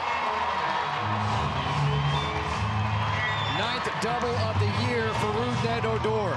Well, the Rangers and their fans and their coaches love seeing this from Rougned Odor. As you see the movement on that pitch, it was supposed to be in and eventually made its way on the outside corner. Why is it so important? Because Rougned Odor is a guy that will get shifted heavy against. You see, look at that big gap out in left field, playing him in on the infield in case he bunts. But when he drives the ball the other way, it is a big deal here for the Rangers, because that is something they'd like to see a little bit more of. It's rare that when you see a guy who has the lower batting average with the power that Odor has, that they do drive the ball the other way. So that's a good sign for him and something they have seen more of over the last couple of weeks. Curious right now, Tony Beasley came down to speak with Robinson Chirinos. If they try to bunt and get Odor to third with Guzman coming up. And here he does try to bunt, and it looks like he wrapped the fingers around the bat, and that's how you break a finger. And that happened to poor Robinson Chirinos about a week ago. Same thing. And of course, you try to pinch the bat as much as you possibly can. You see it right there, and you're expecting that you're going to get the ball, near the end of the bat to deaden it. But so much movement on that pitch from Peacock that it ended up moving in more than Chirinos expected it, and caught him on the finger. And I think that feels very good up against the wood bat on a pitch at 91 miles an hour. Jeff Bannister and the Rangers trying to get that runner over to third.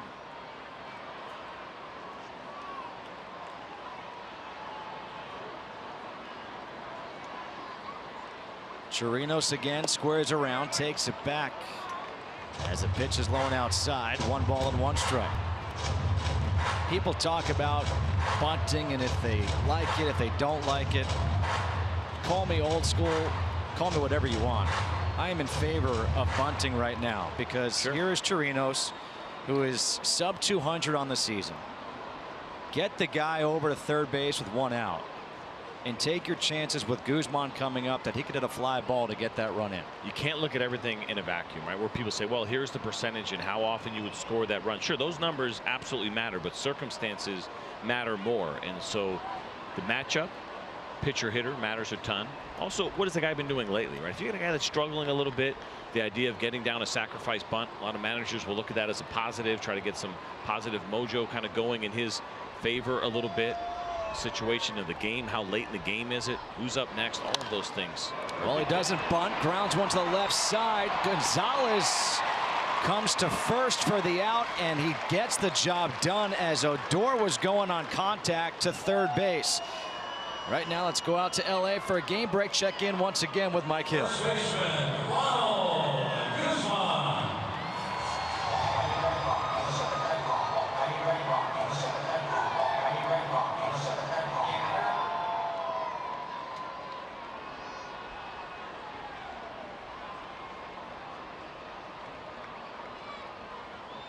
All right, Mike, thank you very much. It's a 3-2 ball game here. One out, infield in now for Ronald Guzman, who had the first hit of the game, an opposite field double back in the third inning. Just one of 2 hits in the game, both of them opposite field doubles. Guzman and Rougned Odor. And Guzman, with the power that he has and the hitter that he's been so far in his first shot at the big leagues, batting ninth, that's a luxury to have. Jeff Bannister was talking about that with us before the game started, and as far as how the lineup construction was working, I mentioned kind of shuffling the deck as a key to the game. As Delano Shields batting second, that means Ronald Guzman can slide back into the 9 spot, and it's a big power threat in the 9 spot. Nice to be able to have. Shoots it the other way, but slicing foul out of play. Another Ranger too that's also in this lineup that was not expected to be in the lineup. Joey Gallo was the starting first baseman to start the year, but some of the lack of production in left field for the Rangers meant Joey Gallo goes to left, and then Ronald Guzman gets the call up and gets the opportunity at first. Let's see if he cuts down on the swing here just to get the ball in play. The 1-2. Fouls it back, stays alive. You got the infield drawn in right now. Guzman's been pretty good in these situations with runners in scoring position, hitting .250 this year. So infield in. People think, what do you do? Try to hit the ball in the air? Just try to hit it hard. Try to get it through the infield any way that you can. Just trying to square the baseball up. Maybe not too big of a swing. Another 1-2. In the dirt. Good stop by Stassi, who had the home run to give the Astros the 3-2 lead in the top half of the inning. Good job here by Stassi in a big spot. You see where his glove went up, where he was expecting that ball to kind of be a backdoor breaking pitch, and instead it finishes down and in. Does a great job of getting over there in time and saving a run.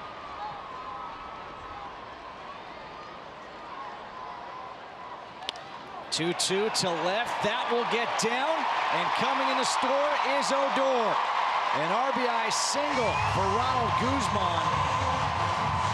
And that is the first hit with runners in scoring position for the Rangers tonight. They're now 1 for 8, and that ties the game at 3. How about the hits that they have tonight? All 3 of them to the opposite field from left-handed hitters. 2 from Guzman, and here's the second one. They tried to go in with the 2-seam fastball, and that pitch stayed in pretty well. It's a great job by Guzman to keep the hands in and do enough to hit this ball into the outfield.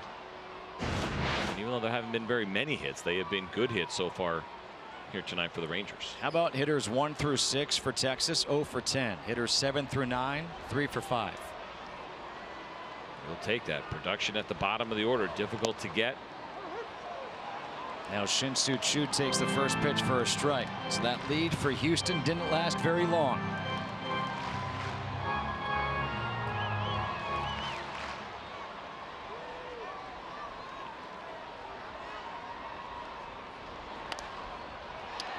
The 2018 Camping World MLB All-Star Ballot is now open and exclusively online. You can vote for your favorite players at MLB.com/vote. Catch all the excitement of the 89th MLB All-Star Game presented by MasterCard July 17th live on Fox and ESPN Radio. I used to love going to the ballpark and punching my all-star ballots. That pops out of the mid of Stassi. And down to second base goes Guzman. And that'll be a pass ball charged against Max Stassi. It's almost a little bit of a dangerous play at the tail end of it that Marwin Gonzalez decided to stay behind Ronald Guzman, who didn't have to slide because nobody was covering the bag. First, you'll see the pass balls. It just pops out of the mid of Stassi. But watch this throw at the end. Watch, if Guzman doesn't duck, there's a good chance this ball would have hit him. And he does. I don't know if you can put that necessarily on Gonzalez as far as trying to get in front of the bag, but that could have been dangerous. The Rangers had a similar play. It was the first or second game of this series where it was Jose Altuve stole. Nobody covered the bag, but the throw went down. And it bounced once and hit Jose Altuve in the helmet. That's why he's biting his nails. Somebody's got to cover the bag. 2-2 to Chu. Oh, good job by you, buddy. Wow. I don't even go there. And it's not easy. Now it's three times and fast. Do it. 3-2 to Chu. 3-2 to Chu. 3-2 to Chu. A 2-2 to Chu is much, much harder. But it's not 2-2 to Chu anymore. Instead, he fouls this one. And it stays 3-2 to Chu. Now you're just showing off. Red leather, yellow leather. The old school Astros jerseys. I think of Mike Scott, Nolan Ryan when I see those.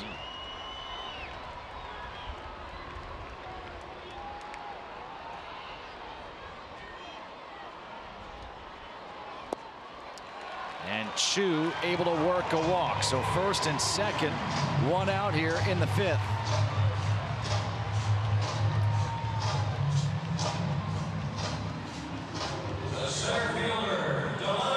Delano DeShields will come to the plate, having walked twice, reached on an error, has an RBI.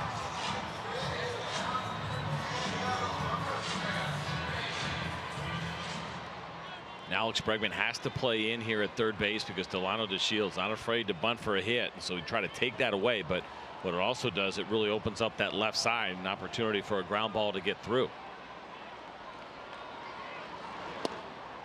First pitch fastballs in there, first strike from Brad Peacock. Peacock came in with 2 outs in the fourth and struck out Isaiah Kiner-Falefa, looking to end the inning. Then he gave up a leadoff double to Odor, a ground out by Chirinos, an RBI single by Guzman. Down low, 1 ball and 1 strike. It's a tremendous move. You know, that's a ball and it's out of the zone. That's 95 miles an hour. That thing just diving straight down. And you would think, you look at a guy like Brad Peacock and you would see that pitch and think, oh, it's got to be a huge ground ball guy. 36% ground ball rate for him. That's about 10% below league average. That kind of movement, you'd never expect that. Goes to the breaking ball. 1-2.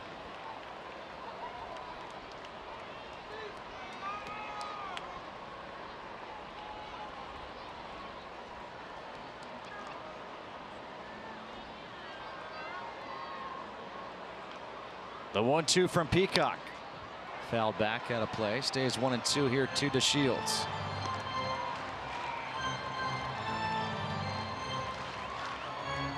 Delano DeShields, that uniform is dirty.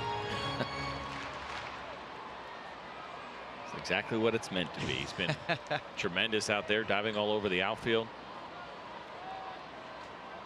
And running the bases, as you mentioned, on 3 times so far tonight. Now a ground ball to second. Altuve to short for 1. They're not going to try to get the out at first because of the speed of DeShields. Instead, Gonzalez thought about maybe trying to trick and get Guzman.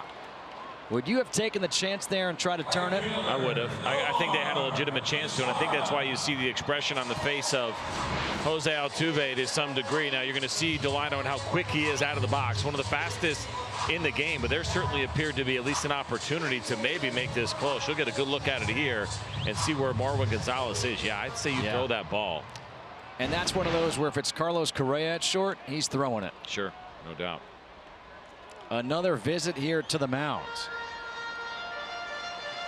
This will be the 4th visit of the game for the Astros. Well, Tiger Woods is back, and he's ready to take on the greatest golfers in the world at the 118th U.S. Open. Live coverage begins Thursday from Shinnecock Hills on Fox, FS1, and streaming live on Fox Sports Go, and I cannot wait for that. Dustin Johnson, Tiger Woods, Jordan Spieth, Phil Mickelson, Rory McIlroy, the newly engaged Ricky Fowler, all there. Sounds like somebody's been doing their homework. Newly engaged? Oh, yeah. You're on it. Just got engaged yesterday. Nomar Mazara struck out his last time up. First pitch in the air to left. Kemp. He's under it, and that will do it. But the Rangers tie it here in the 5th. We go to the 6th. 3-3 ball game.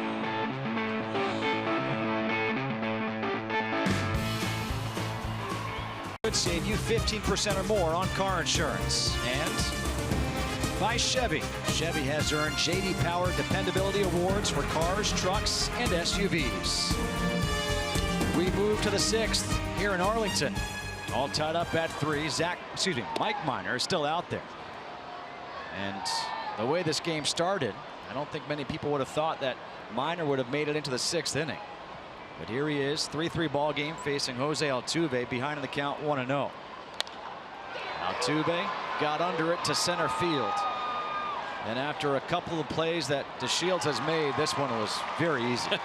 Didn't have to work nearly as hard, and a really good first out for Mike Minor after the Rangers come back, get him a run at the bottom of the 5th to tie things up. He goes and tries to go through the heart of the order for a 3rd time through against the Astros. Yuli Gurriel got Minor in the 1st with an RBI single. Also flew out to right field. And CJ, there's a lot of talk about this Texas Rangers team. Trade deadline comes up end of July. Gurriel down the right field line, slicing towards the pole, and this one is a fair ball off the wall. Mazara's got a good arm. Here comes a throw in time. They got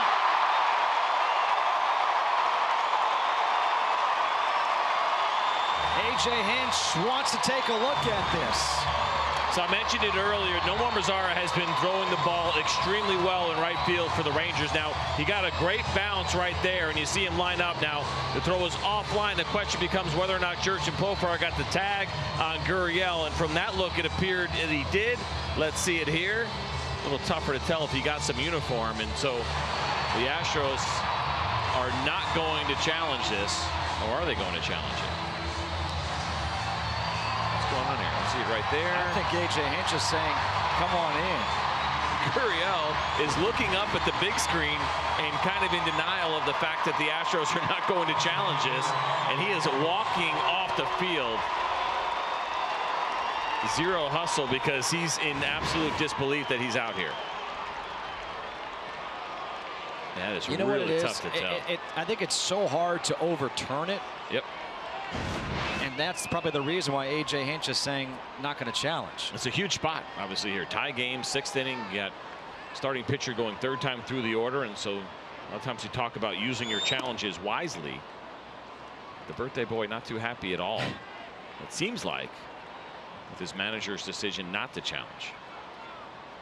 So now it's 1 ball, no strikes to Evan Gattis, who is 0 for 2, a 5-4-3 double play and a pop out to shortstop. But Gurriel in the dugout, thrown out at second base, 9-6. And Gattis fouls it back. So it was Gurriel, or is Gurriel's birthday today. We a little bit delay getting in the clubhouse. And look at his reaction right here. But I was shocked when they, his birthday was there, and he told us, look, doesn't take long to look. He's 34 years old. Yep. I was blown away by that. I thought he was a lot younger. Now he's really salty. Gattis can't keep that one fair.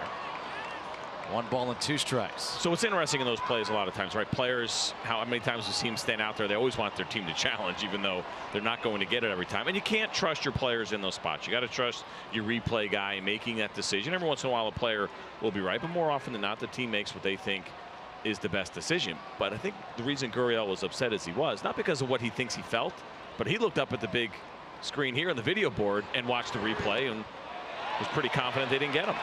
Well, Minor went to the slider. Gaddis couldn't hold up, and that's the 7th strike. Strikeout there. Gurriel in frustration.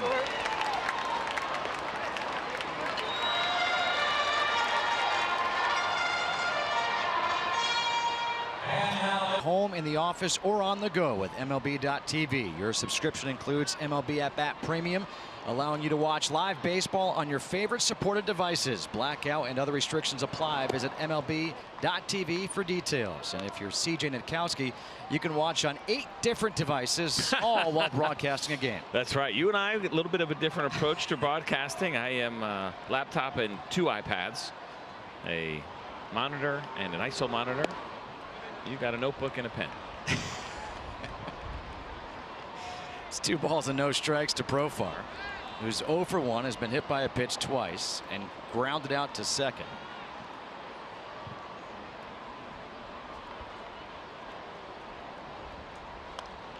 Fouled back, 2 balls and 1 strike. So how do you watch your MLB.tv? Do you have like iPad. 7 different things going at once? No, it's usually iPad or Apple TV. Okay. It's a really good way to get it done. It is the greatest app in all of sports. I agree Definitely with the you. one that I use the most. The ability to watch any game, anytime. Condense games or watch games in replay. So many great options. Fouled out of play. 2-2. Warming up in the bullpen, Tony Sipp, the left-hander for Houston, the only left-hander out there. We're mentioning, we were talking about Charlie Morton trying to get through 5, couldn't get through 4. And then on the flip side, after Mike Minor just finished off that inning, you look at his start, 6 innings, 3 runs. He only had the 1 walk. And that was to lead off the game to George Springer. He's turned in a nice start.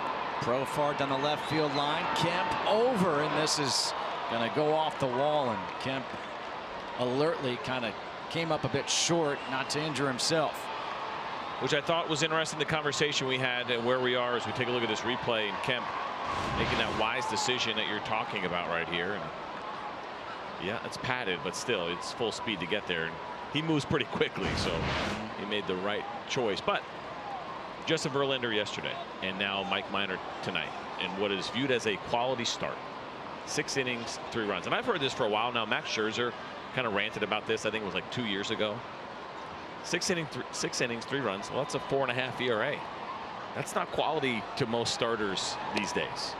Not with where we are with the swing and miss game and run scoring and everything else that's happening in baseball. And I don't think that stat matters that much anyway.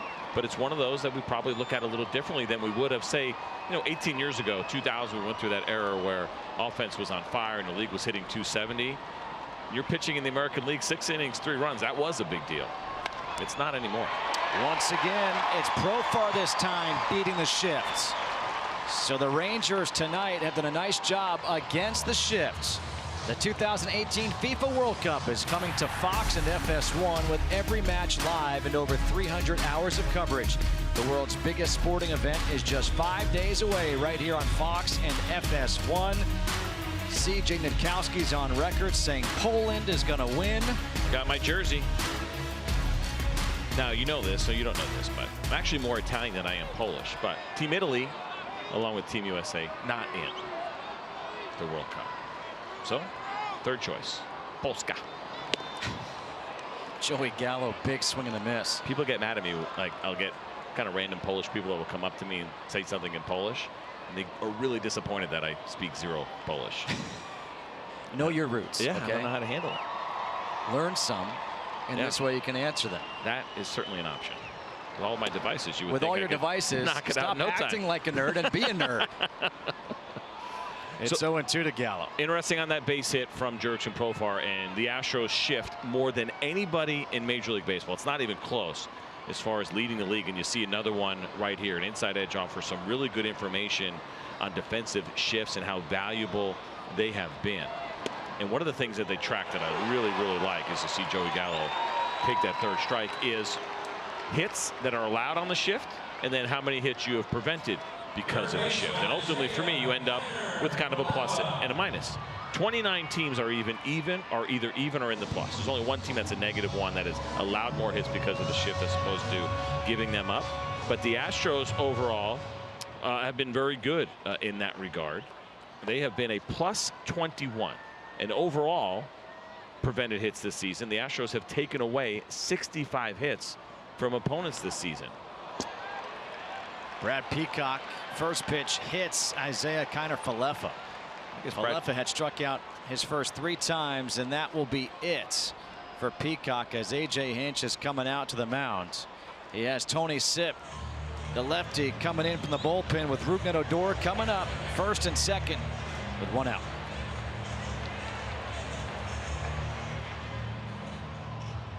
In a 3-game homestand against the Colorado Rockies. Get your tickets to see Beltre, Mazzara, and Gallo take on the Rockies in this interleague series. Get your tickets now at TexasRangers.com.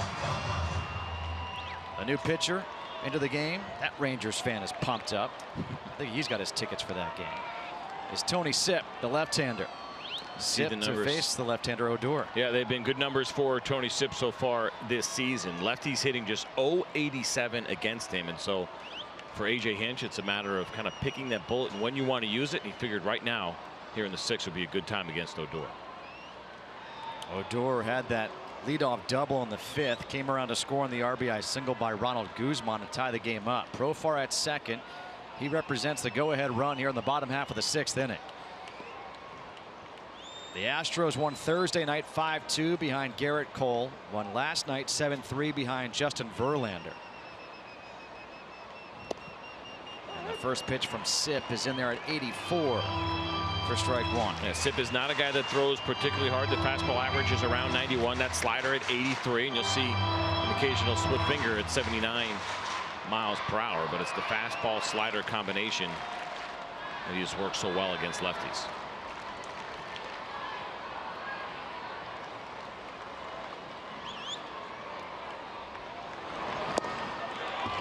Good pitch there. 0-2 quickly to Odor. Yeah, it's a good one. You see the depth on that pitch, and Odor taking the big hack, and it's also the tightness on the rotation that sells this so well. But the depth is a big one. I mean, almost curveball depth on that slider. Got to believe here an 0-2 count. Now you start it down the middle, sweep it out of the strike zone. Probably one more time for, if not 2 more times for Tony Sipp. The 0-2 got him looking. Froze him right there for out number 2. A risky pitch that worked out really well for Sipp, and probably not what Odor was expecting, that he would get one in the zone. And you see it here, just catching the outside corner. You could see Odor even mouth it like, oh no.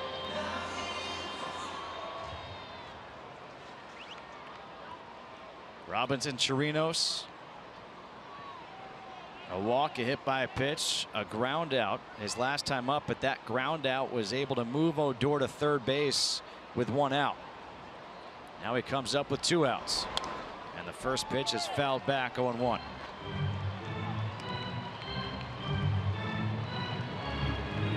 Jose Leclerc up in the Ranger bullpen right now, and because he is throwing with 2 outs, sometimes an indicator that he could be coming in to start the 7th inning fresh. He has been one of the most reliable arms in Jeff Bannister's bullpen, and it's been a much improved bullpen here in 2018. It's Gonzalez, Stassi, and Kemp due up in the 7th inning for the Astros.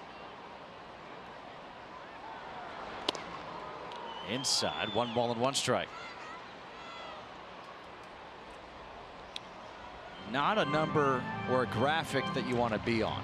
No, definitely not. You see the 2018 Rangers struggling with runners in scoring position, 2 outs, just a 177 batting average, and tonight 0 for 5 so far in those spots.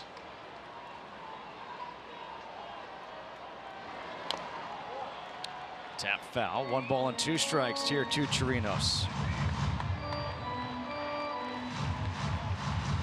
The Rangers came into tonight's game with a record of 27-39. They have left 12 men on base here It's amazing, and it's only the 6th inning. In danger right now, potentially 14 if neither one of these runners score. That would be a season high. Rangers left 13 runners on back on April 21st against the Mariners. Well, there it is. They've left a season high 14 men on base as Tony Sipp does the job out of the pen, striking out Odor and Chirinos, all tied as we go to the 7th.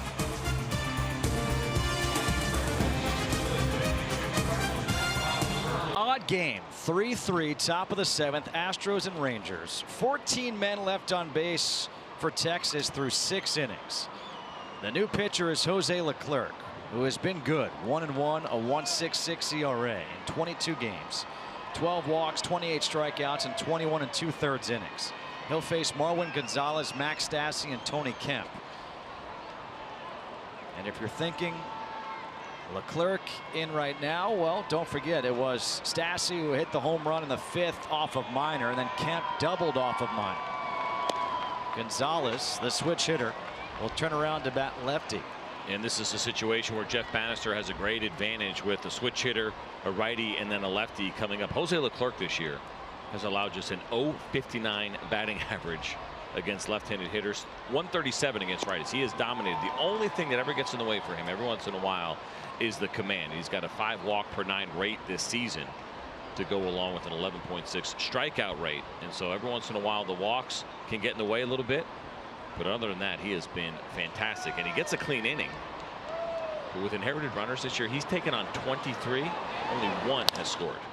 Gonzalez off the end of the bat, a late break by DeShields, but able to recover easily. 1 away. Well, Mike Minor, he went 6 innings, 6 hits, 3 runs, all earned, a walk and 4 strikeouts. After giving up 2 runs in that 1st inning, when it looked like he was going to labor through to get through 6, a good outing by him. And that's really good to see too, with the pitch count getting up there as Mike Minor continues to make this move back into the rotation after being a reliever in all of 2017 with the Royals. You know, one of the things you concern yourself with is stamina, times through the order. You know, can he make those adjustments? Of course, the velocity is going to come down based, you know, when you compare it to what he was doing a year ago out of the pen, and he's done a really nice job. 3rd time through the order has actually been the lowest batting average against him so far this season. So finishing strong and trying to get deeper into games with higher pitch counts has been a positive for Mike Minor. Mike Minor doesn't have the smile on his face right now because he realizes it's a 3-3 game. He kept his team in the game though. Outside. But Mike Minor, on this day that we're celebrating Little League, he was a Little League star himself. He was also a star in college at Vanderbilt. 7th overall pick in the 2009 draft by the Atlanta Braves. But let's talk more about his Little League days and check in with Emily. Yeah, it was so fun talking to these guys about their experiences in Little League, and Mike Minor immediately lit up when I asked him about, you know, playing Little League, and he said, I just remember wanting to play all day. I remember the dirt fields, I remember my feet being so hot, and I remember that red and white cooler that was always full of Gatorade so I could cool off, get a load off my feet every once in a while, but then get right back out on the field and play. But it was so fun just watching his eyes light up and the grin from ear to ear when he kind of recalled those Little League days of playing all day out on the field. Yeah, guys love talking about it, right? Glory days, because, you know, they're always peppered with questions about what's happening now at the big league level, and, you know, it can be a little bit much over the course of a long season. But the idea of when someone says, hey, tell me about when you were really a young stud and the best player in town, then guys really want to talk. They love talking about it and that passion. That's where it first started for them. And nobody shies away from, you know, it's a free time to brag. You're allowed to brag about your Little League days without sounding obnoxious. What's funny is back in 2013, Mike Minor was pitching with the Atlanta Braves. The 3-2 pitch here to Stassi's fouled back. And we were talking to him yesterday, and I said, you know, Mike, I actually had that game. It was Braves against the Mets, and if I'm not mistaken, you pitched great and you hit a home run in that game. He goes, you know what, I did. Ear to ear. And he talked about it, and I said, you know, what was it like? I said on the air, I'm like, you should smile, you know, you're having a heck of a game. And he said, I didn't want to show the pitcher up because I know I've given up home runs to pitchers, so I'm rounding third base. as the pitch misses high and in for ball 4. And he says, I don't want to show the pitcher up, but he's rounding third, and he's got Chris Johnson at the plate, who he drove in with a home run. And Johnson's going crazy. Next thing you know, he just can't contain the smile. And you see him right there rounding third, comes in, and there it is, the smile. And it was just awesome. It was ear to ear in the dugout. And that, to me, was like what it must have been like for him playing Little League. Oh, no doubt. And you think about, of course, pitchers and turning into pitchers only, and most of them not pitching in college. And you get to a National League team, and so you get to hit a little bit. And the idea of actually going yard in a big league game is what you dreamed about as a kid. Not too many guys really dream about being the pitcher, right? Everyone dreams about being the hitter. We all sit in our backyard and play with the wiffle ball bat or in Little League. And yeah, you might like some pitchers that you like, but it's rare that you're going to find a player, especially when they're real young, that talks about their favorite player being a pitcher, right? It's the guy that's going in the upper tank in a big spot and a walk-off homer, and that's what you all dream about when you're a kid. So as a pitcher in the National League, you get to pretend still. Tony Kemp takes the pitch up high for a ball. Kemp doubled his last time up. You know, it's funny because also speaking with Charlie Morton, who started this game for the Astros, of course, it was Charlie Morton who got the final out in Game 7 of the World Series last year. And that's a situation that you always dream about when you're a kid, right? You're in your backyard, you're playing. It's Game 7, bases loaded, 3 balls, 2 strikes, and you're setting it up. And I asked him, what was it like? You know, you got the final out. It's what you dream about. And he said, honestly, he said, this may come as a surprise, but I was so focused. I wanted to enjoy the moment, but I was so focused that when the ball was hit to the right side, it was hit to Jose Altuve. It's fouled back out of play. 1 ball and 1 strike. He didn't realize he wanted to make sure there were 2 outs. And it wasn't until he saw his teammates start going crazy that he went crazy. And then he went to look for Brian McCann back behind home plate to celebrate with him. But then McCann was over backing up first base, and he got to embrace with him. And he just said, you know, he goes like, how do you top it? How do you beat it? Pretty tough to do. And he was excellent in that World Series for them, and coming in relief and throwing 4 fantastic innings.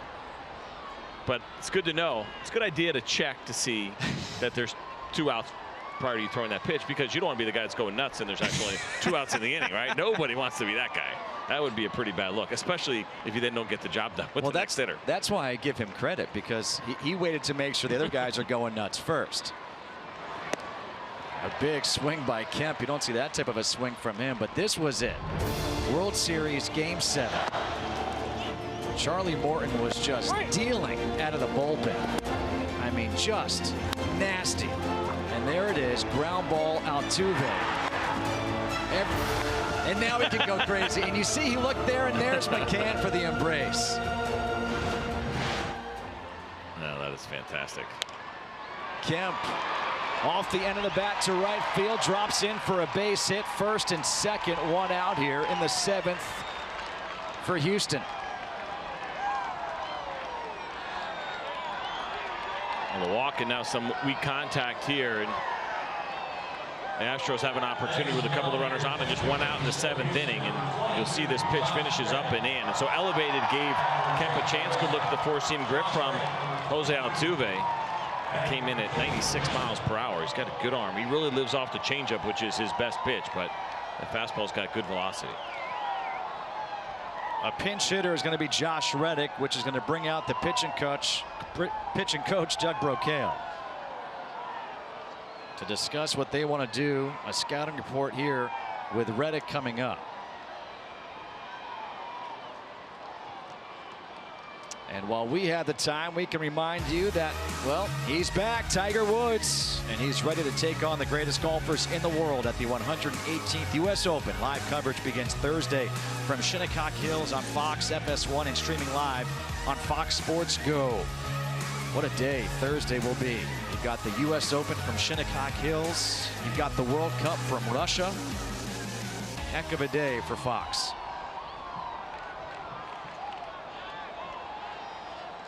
So here is Josh Reddick pinch hitting for Jake Marisnick.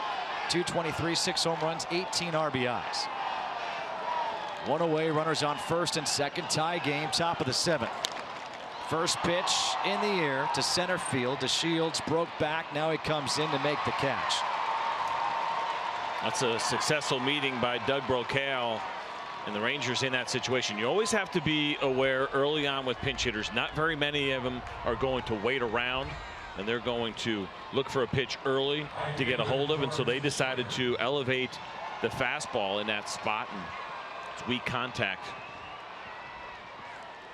from Jose Leclerc, and he gets off the bat of Josh Reddick. So nice job by him to get through the pinch hitter, but certainly not out of the woods yet. Not with George Springer stepping in. Not with Springer. Walked, scored a run, singled, and grounded out.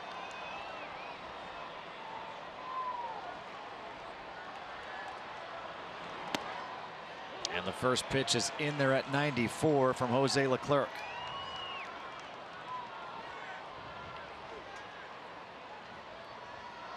Usually, you don't see teams get better late in games because you're facing tougher pitchers out of the bullpen. But that's what this Houston team does. Which, as we talked about earlier, the idea of them not necessarily being where they think they can be. A.J. Hinch had talked about that, but knowing that they've been doing that kind of damage against bullpens because the game has changed so much. So many good arms coming out of so many bullpens these days, power arms that generate swings and misses. And so to see this offense score the most runs in the game from the 4th inning on, that is certainly an encouraging sign. Breaking ball swung on and missed. 1 ball and 2 strikes to Springer. And you know, it's funny thinking back to last year's Astros team. I can remember asking A.J. Hinch, you're off to such a great start, but if there is one weakness in your team, what is it? And he said starting pitching, getting that guy. And they went out and got that guy, Justin Verlander. They won the World Series. 1-2 is outside, 2-2. When you look at this Astros team, the way it's constructed this year, you get the sense they got Garrett Cole in the offseason. Their rotation's phenomenal. What are they going to do about their bullpen? The bullpen numbers are good, but sometimes numbers are deceiving. Sure, 4th best ERA in the game as far as what their relievers have done this year. But you're right, and I think what you're going to see happen is if they don't make an acquisition, they'll treat it like they did last year. And that means Lance McCullers Jr. coming out of the bullpen, finishing off what the ALCS, and then who just showed Charlie Morton finishing off the World Series. Now, is that exactly where you want to be? Not necessarily, but Ken Giles last year, they lost confidence in him in the postseason. Their closer here, and so they went a different route. Now they have the depth of a starting rotation to be able to make that happen, but I do think that they will be in the market most likely for another arm as we get closer to the trading deadline.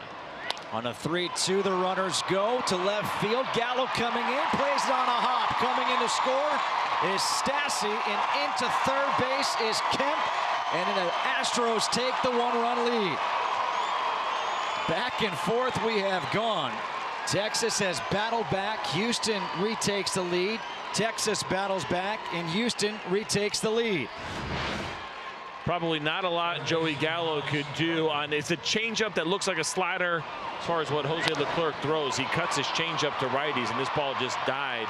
And Joey Gallo probably made the right choice, not trying to dive for that ball, because if he does and he misses it, it's an easy 2 runs and probably a triple for George Springer. So he backhands it, holds Springer to a single, and just allows the 1 run to score. So now runners on the corners, 2 outs for Bregman in a 4-3 ball game. And a big swing and a miss there by Bregman on 97 from Jose Leclerc.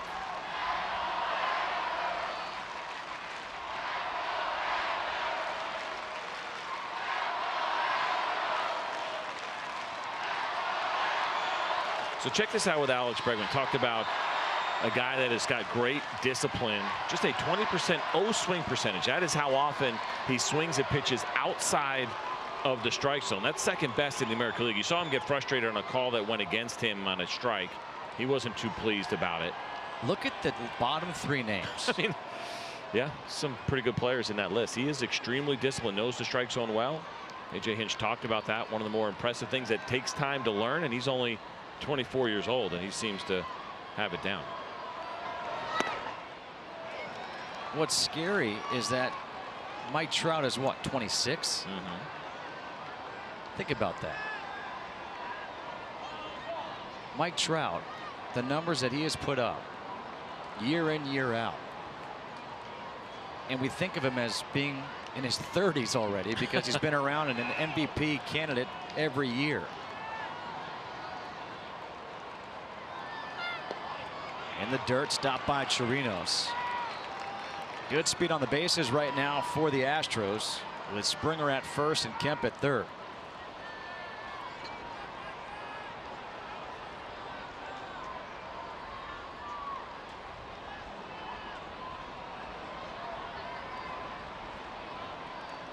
And you saw the way too that Bregman reacted after he popped out. Part of it was in his last at bat the frustration of not getting the call. You know, the guys that know the zone so well, they get stubborn and they get angry. That's a good thing to be when you think you know the zone really well. You saw a ball, you're like, yep, that's a ball, it's a couple inches off, and it gets called a strike. Those guys get mad because they work hard at it. They work hard at becoming good at understanding the strike zone and seeing pitches well. And it's a talent, but then it boils over a little bit when things don't go your way. But eventually you get a reputation as knowing the strike zone, and the umpires start giving you that call. No doubt. Bobby Abreu, good example of that over the years. There goes Springer from first. No throw down by Chirinos. 3 balls and 2 strikes. It'll be a stolen base for Springer, his 4th of the year. So now a base hit could potentially score 2 runs here for Houston.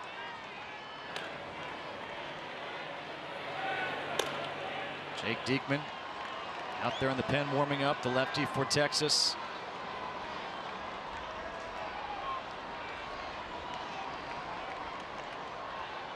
The 3-2. Foul back, will do it again.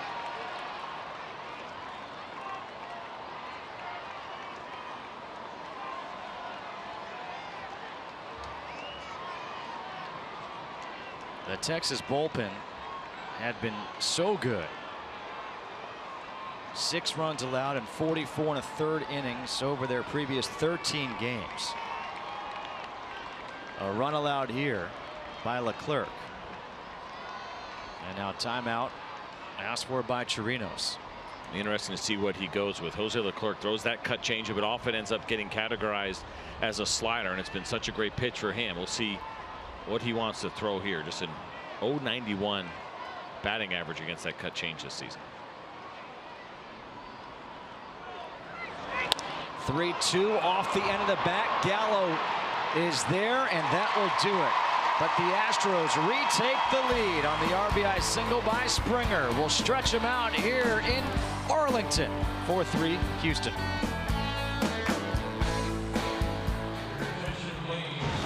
Force. Download now for free from the App Store or Google Play Store. And by Hankook Tire. Chase down your passion, never halfway.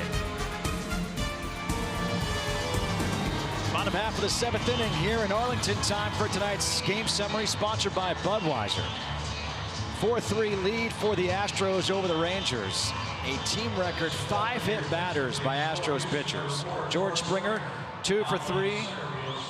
RBI in the 7th. And this is what we've seen. It all began in the first.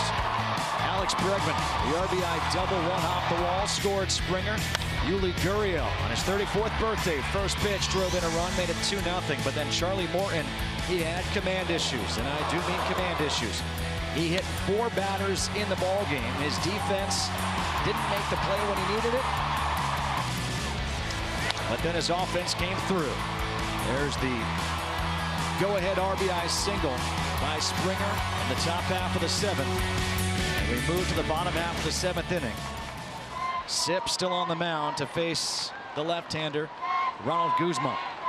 And as much as we saw some craziness happen over the course of this game, the hit by pitches, the error is one that sticks out. The Astros, least amount of errors in all of Major League Baseball as far as what they have accomplished this year. And you'll see some defensive changes with Josh Reddick staying in the game and going into right, and George Springer at center. That's really one of the luxuries that the Astros have. George Springer is a really good defensive center fielder, but days that Marisnick is in there and Reddick doesn't start, they even like Marisnick better defensively. And so this is a team that has done an excellent job. Run prevention has been a big part of what they've done to go along with the incredible amount of shifts that I've mentioned, over 1,000 of them used this year. Guzman has had himself a really nice game. A walk, a double, an RBI single. He's gone against the shift twice. Which I think really begs the question, when do you start to adjust, right? You have your data based on your shifts. And once in a while a guy will go the other way or lay down a bunt. You're not going to change that much. But you know, is it a week's worth of watching a guy drive the ball the other way? 2 weeks worth? When do you make that decision? I think is a pretty interesting part of the conversation with defensive shifts. And honestly, that's what we're seeing from Ronald Guzman, from some of the guys going against the shift, beating the shift, is what we thought we were going to see 5-6 years ago when these shifts began. That the players would make the adjustments, and this way the shifts would stop. At some point you think it's got to happen. This is inside, almost hits Guzman. Would have been the 6th hit batter of the game by the Astros pitching staff. Well, I think you bring up a good point, and the question is, what is the adjustment that baseball ultimately makes? I would think it would be at the minor league level, right? Your development of your hitters, where if you get a pull power guy that you bring into your system, maybe you draft him or an international free agent, and you know that his strength is pull power, that may not be as valuable as it used to be, and understanding that his batting average is going to get crushed if something doesn't change. So I don't know how much we see it at the big league level, but I do think we will see it at the minor league level in the development of young hitters. A strikeout of Guzman for the first out here in the 7th. And now Shin-Soo Choo will step to the plate. Tony Sipp has done an excellent job striking out all 3 hitters that he has faced since he's come in this game. The only issue that we're seeing now in baseball, and if you talk to minor league managers, minor league coaches, is that you're moving players through the system so quickly, you don't get a chance to teach anymore. Sure. And you're actually teaching now at the major league level, yep, when that never happened before. The demand on coaches has changed dramatically. That's why you see 2 pitching coaches like they have here in Texas, 2 hitting coaches, because there's more work to be done and there is more teaching. It's not tweaking as much anymore. Now for contenders it is, but there are a lot of teams that are in on the rebuild, some that are forced into the rebuild a little bit earlier maybe than they were expecting over the course of the season, or you get a lot of injuries like the Rangers have had, and a lot of young players have gotten to the big leagues ahead of schedule because of it. There is more teaching that goes on now at the big league level than we had seen in years past. The 2-0 to Choo. 2 balls and 1 strike. Coaches do not get enough credit, in my opinion, the hours and the time that they put in. And it's nice that teams have opened up a little bit and have added more positions to take some of the pressure and the workload off of guys.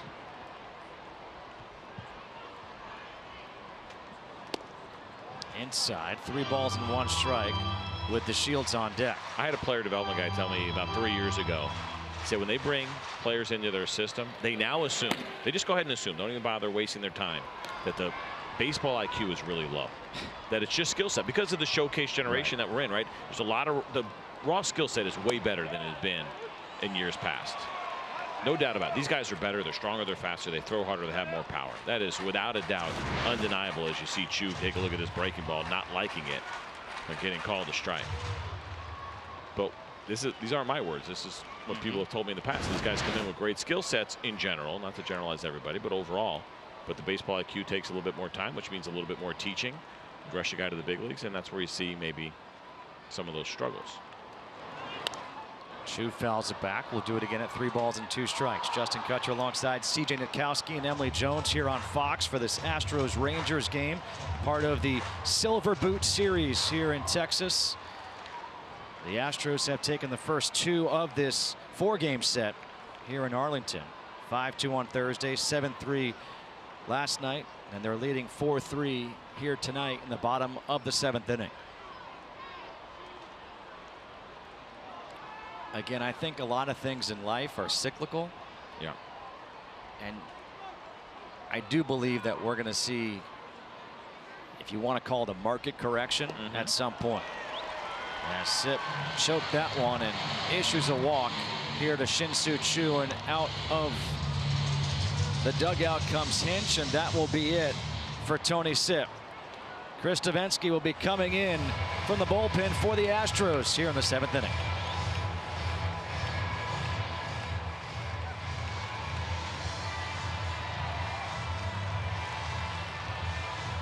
for a 9-game homestand as they host the Rays, Royals, and Blue Jays. Come out and see the reigning MVP, Jose Altuve, and his teammates Carlos Correa and George Springer. Get your tickets now at Astros.com. Bottom of the 7th inning. 1 out, runner on first. Big hat. Big hat and a big state. The new pitcher is the right-hander, Chris Davinsky. In here for the Astros to face Delino DeShields Jr. Davinsky, 2-1, a 1.88 ERA in 26 games. He's thrown 24 innings. This guy's got some good stuff. Fastball averages 94, throw a slider and a changeup as well. He's one of those guys that I mentioned, a righty that is very good against lefties. DeShields bunts. Davinsky goes to first for the out. Down to second base goes Chu. Now, the idea there for Delino DeShields was to bunt for a hit. He is not sacrificing with 1 out. That is for sure, to try to get Chu into scoring position. You get a look at it here. And it looked like he might have been trying to originally push that to the first base side. And either way, he wanted to pick a better angle than that. He did not want to bunt that ball back to Davinsky the way that he did. They are calling that a sacrifice. I mean, that's generous. With 1 out. With 1 out, yeah. I'm in agreement with you. Nomar Mazara now trying to get this tying run in.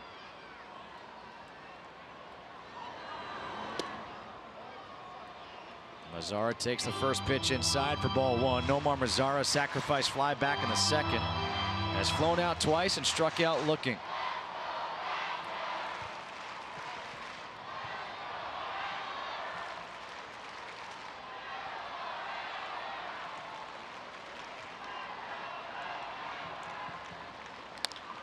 Pulled to first base. Gurriel makes the play, will take it to the bag himself, and that will do it here in the 7th. Davinsky does the job. Astros lead 4-3 through 7. But this guy is big as far as what he can do on the field, off the fields. Last year was quite a year for him. Look at this. Won the Lou Gehrig Memorial Award, Hank Aaron Award, Babe Ruth Award, the Silver Slugger. Oh yeah, by the way, he was the MVP, Player's Choice Player of the Year. I mean, you have to build a new house for all those awards. That is amazing, and it was a fantastic season for Jose Altuve. And talked about this earlier, just a guy who continues to get better. He is a great example of being a line drive hitter first. Good hand-eye coordination, bat-to-ball skills, could use the entire field, and then little adjustments as he goes along to add power to his game, standing up a little bit straighter, the ability to drive the ball the other way. You start out trying to hit home runs, it's going to be pretty difficult to hit for average. But you can become a complete hitter taking it the Jose Altuve route. Chris Martin gets the honor of the first batter he gets to face is Altuve. Martin's numbers this year, 101, a 4.12 ERA in 19 2/3 innings. And the one award we didn't mention there, World Series champion. Yep, that's right. Probably the greatest of all of the accolades and trophies and things he got to take home. That World Series ring, I got to believe, is #1. Up and in. 2 balls and a strike. And he was rewarded accordingly. Yes. This offseason. That was an issue that was kind of hanging over, and what the Astros were going to do potentially with a contract, a very team-friendly contract that was up. Well, they extended Jose Altuve through the 2024 season, making what he had left on his contract and the new one worth over $163 million. That goes well, especially here in Texas. Yeah, he can spread it around a little bit. Look at the names that he joins. Rogers, Hornsby. Time. You know what? As much as batting average is down, and people say, well, you know, it's not a great way to evaluate a hitter. I agree with that. But at the same time, what it does now is it makes these kind of hitters who do hit for average all the more impressive. And he was hitless entering that at bat. Hitless no more. He's now 4 for 5 in his career against Chris Martin. And he's just a joy to watch. I agree. It's great value that he brings to the table as far as what he does. And that's why when you watch a guy like him, for me, batting average still has value. Yuli Gurriel, couple of hits on his birthday, was thrown out trying to stretch that single into a double back in the 6th inning.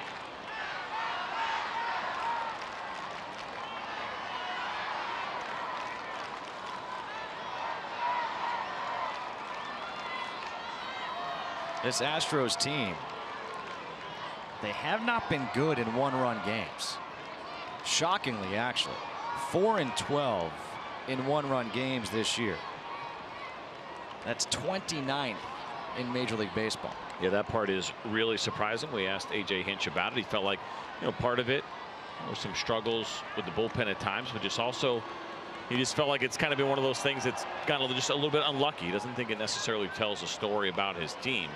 The timing of runs scored by opponents and then their ability to push some across in some tighter games. You see that 4-12 record and what they've done in non-one-run games. Gurriel to second. Odor will go to second for one. Over to first, a 4-6-3 double play. Nicely turned by Odor and Profar.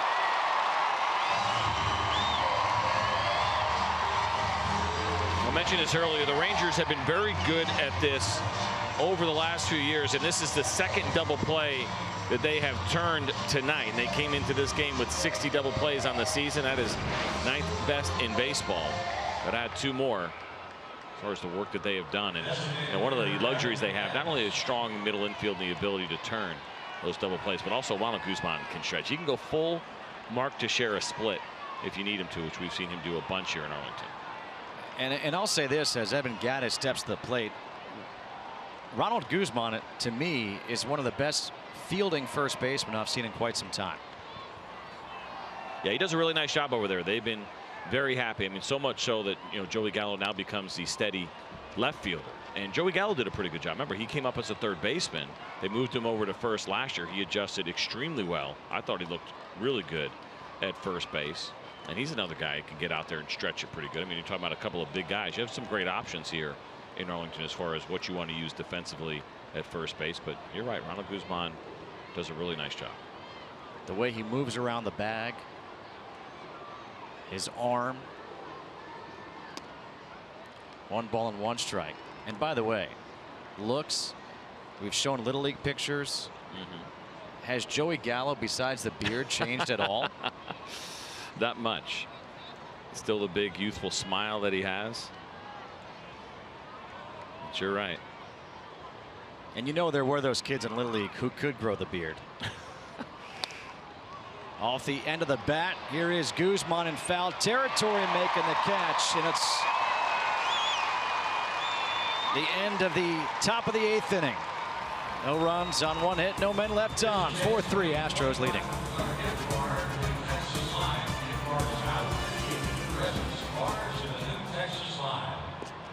15 minutes could save you 15% or more on car insurance. And by Charles Schwab.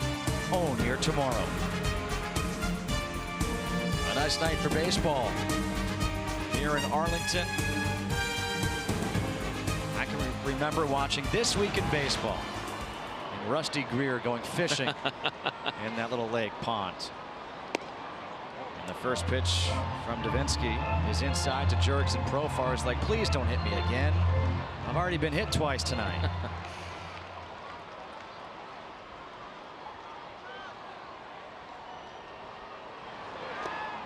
Saw that OPS there, 763 for Jerks and Profar, about 15 points above league average. He has slugged a little bit. You saw the batting average at 241, but he has done a nice job of driving the ball, extra base hits.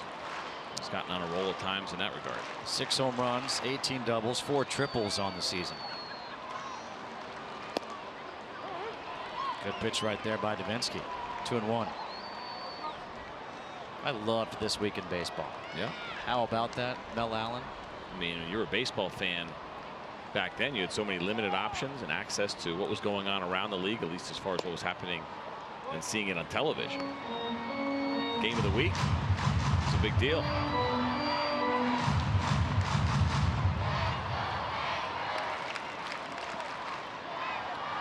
Three balls, 1 strike. The count here to Profar. on the outside corner, 3-2. How about that? 3-1 changeup. He's got a good one, and he's so deceptive. He's got an unusual delivery. He opens up early, but guys just have such a difficult time with the Davinsky changeup. He's not afraid to throw at any count. 3-2 off the end of the bat. And that's a foul ball. If we go error there or not, I didn't see contact. Did you see glove contact? I was going to say error, no glove contact, just a misjudge. So if you don't touch it, it's not an error. Did the glove move? Should we challenge? I mean, it's pretty difficult having to deal with that chair. That's got to come into play in your scoring decision. They're talking it out right now. I thought you were going to catch it. I thought you were going to get it. You've got the glove on.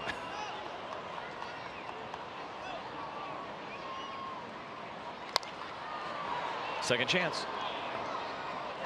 Notice she pulled the glove down quickly. I'm not going to get an error on this one. No how, no way.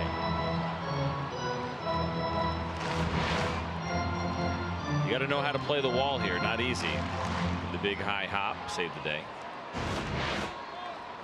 Security guard's like, I did my job. I got the chair out of the way. Stool was gone.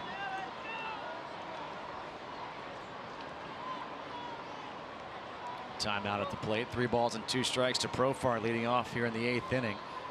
The Rangers down 4-3. There it is. Did that hit him? Yeah, it hit him.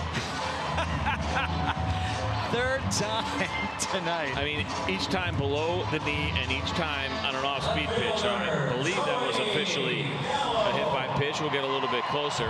Look at it. Yeah, how's your knee? I mean, you may see Jurickson Profar be the first guy to wear the shin guard on the back leg. And he's gotten hit 3 times below his left knee. And he's smiling. Would have been ball 4. Instead, it's the 3rd time he's been hit by a pitch. And here's Joey Gallo. And Gallo with 1 swing can give his team the lead. He was trying right there. 95 foul tipped into the mid of Max Stassi. Mentioned Joey Gallo and his approach. And people think, is he uppercutting? No, he's trying to swing through the ball down through, create backspin, hit the ball out to center field. But I love his mental approach to the game as well. Like, that's the physical approach and what he's trying to do. But he said this earlier on a Rangers broadcast early in the season. He said, my mental approach, what I'm trying to do, I'm just up there trying to do damage. I want to change the scoreboard. I love that. And I know that's the mentality of a lot of hitters now. They get really big. But the idea of just trying to change the scoreboard with 1 swing, as we take a look at Jurickson Profar just kind of wearing it and looking out at pitchers, again, all off-speed pitches, and you just got to be telling yourself, are you kidding me? Well, we just got word that they changed it now officially. A walk as Profar takes off for second and is in there with a stolen base. He said, see, my foot's fine. Well, who changed it? Official scorer. Oh, come on. I agree. I mean, it doesn't matter. But for our sake and based on what's happened in this game, it's way more fun. Again, I said I wanted to see it. Nobody got hurt, and we got to see it. Aren't we about fun? Yes. Now a runner in scoring position. 1 ball, 2 strikes to Gallo. In the dirt, 2-2. That approach you talked about reminds me of Matt Stairs. Matt Stairs, the hacks that he would take, especially when he came off the bench to pinch hit. Oh my gosh.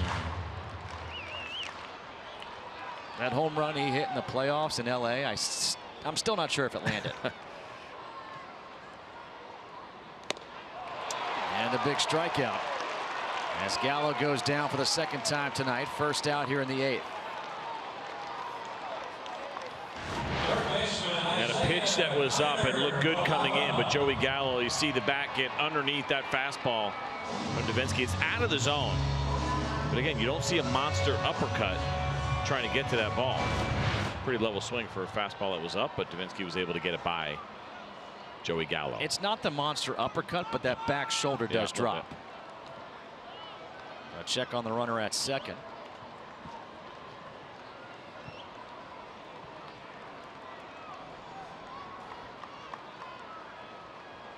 Isaiah Kiner-Falefa 0 for 3, 3 strikeouts looking, and a hit by pitch.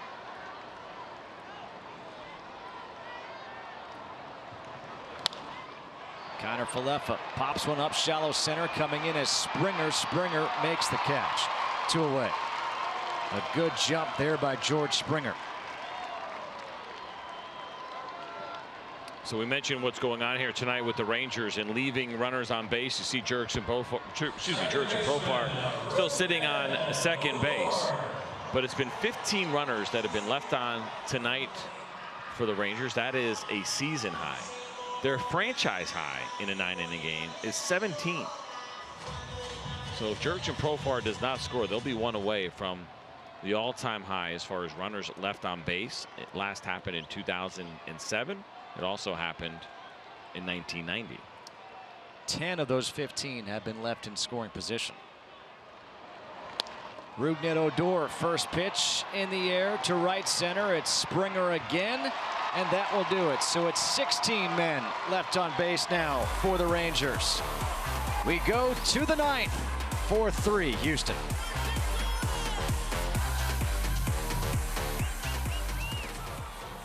Jurickson Profar was on second base after a stolen base, and watch this. Marwin Gonzalez tries a hidden ball trick. Jurickson Profar doesn't fall for it, looks at him. Just come on, man, I got hit 3 times tonight. Don't you dare try that with me again. I mean, cut him a break. Watch it. First pitch from Jake Diekman of the game, off the glove of Robinson Chirinos. 1 ball, no strikes to Marwin Gonzalez. Jake Diekman, the lefty, coming out of this bullpen for the Rangers. 28th game for him. You see the good ERA. He has got a good fastball. Diekman has been sitting around 94, 95 miles an hour with the heater, and they use that slider at 82 miles an hour. Just a 2-pitch mix for the left-hander. I don't know, CJ. That was an 84-mile-per-hour slider. That just screwed me all up. Well, here comes an 80, and then it'll give you that average. Okay, 82. the average. Okay. Yeah, still just want to make sure. Here. Yeah. Take a little off this slider, get you right back to 82. Fastball 97. Everything's just, I mean, where are these numbers coming from? I'm reading them off the piece of paper you gave me. Were you setting me up with bad information? Hector Rondon warming up in the pen for the Astros.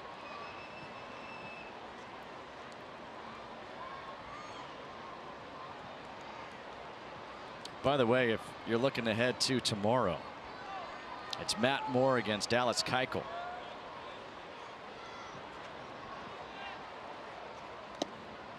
Outside, 3 balls and 1 strike at 98. Diekman is making a liar out of CJ Nitkowski. 98? 98. Well, that was his fastball was a little bit colder. Now it's super warm here. And it's low and inside. A leadoff walk issued here to Gonzalez.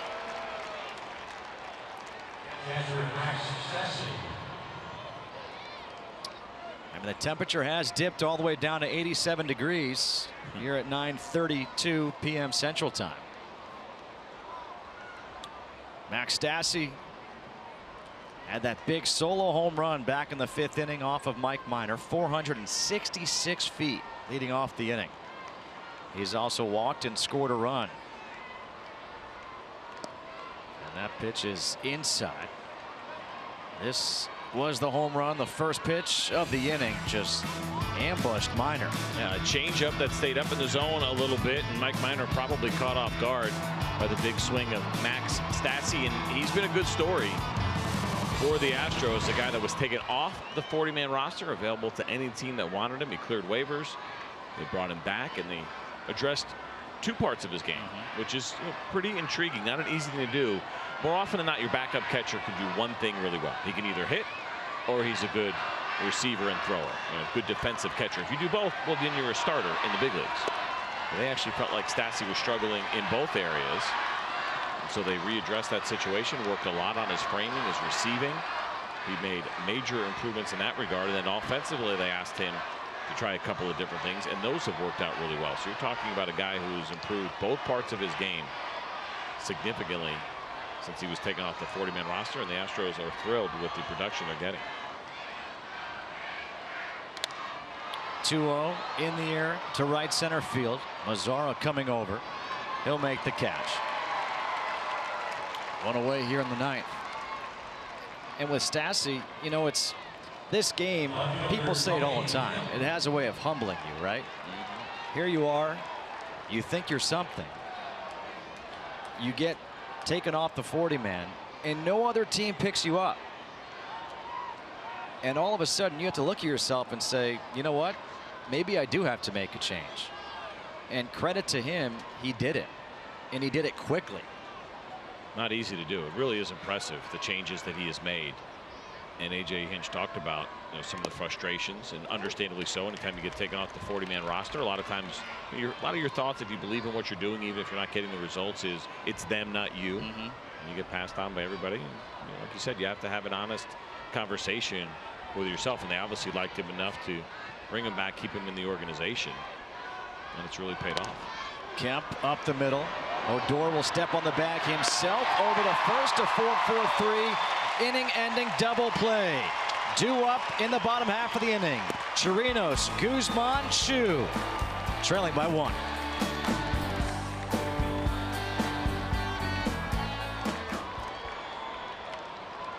It happened in the 7th inning. George Springer with the go-ahead RBI single to drive in Max Stassi. And that made it 4-3. And that's where we are right now as we go to the bottom half of the 9th inning here in Arlington. And a new pitcher into the game here for the Houston Astros. It is the right-hander Hector Rondon. 1 for 3 in save opportunities, a 1.64 ERA, 22 innings, 4 walks, 26 strikeouts, facing Robinson Chirinos, Ronald Guzman, Shin-Soo Choo. Surprised at all they're not giving Beltre a chance to pinch hit here? I wonder if they'll wait to maybe potentially get a runner on base. I mean, obviously a home run will tie you the game, and Adrian Beltre is certainly capable of doing that. You got the lefty Guzman up next, and probably would not pinch hit for Guzman. You certainly wouldn't pinch hit for Choo. Maybe Delino DeShields, who's been scuffling a little bit. They put him in a 2-hole if they get there. Slider swung on and missed. No balls and 2 strikes to Chirinos. Walk, scored a run, hit by a pitch, ground out, and struck out.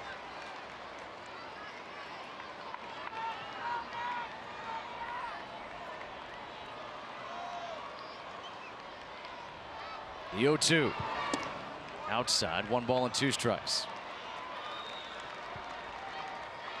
Adrian Beltre's got 18 pinch hit plate appearances in his career, 14 at-bats, just 3 for 14, but of those 3 hits, 2 of them are home runs. 0 for 2 career against Rondon, and Chirinos goes the opposite way for a leadoff single.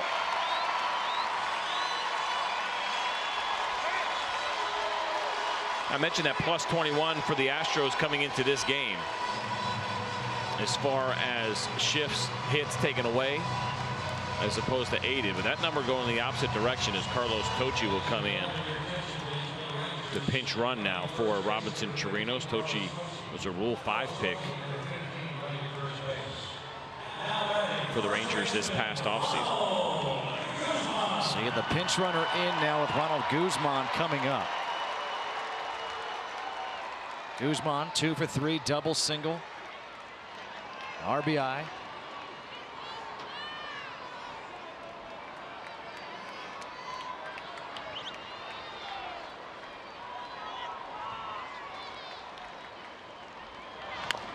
First pitch, chopper. That is a foul ball. Wow, was that close? Outside chance. That could have been a run with the way that Carlos Tocci runs the bases. Tocci not getting a very big lead at first base. And that ball got all the way out there towards left field, where Tony Kemp has to now throw it into the stands. And Kemp nicely threw it to an Astros fan. He's smart. He went to Vanderbilt.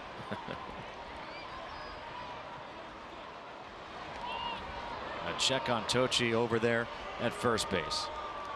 Tocci has not attempted a stolen base on the season. You wouldn't think he would try to steal here down by a run in the 9th.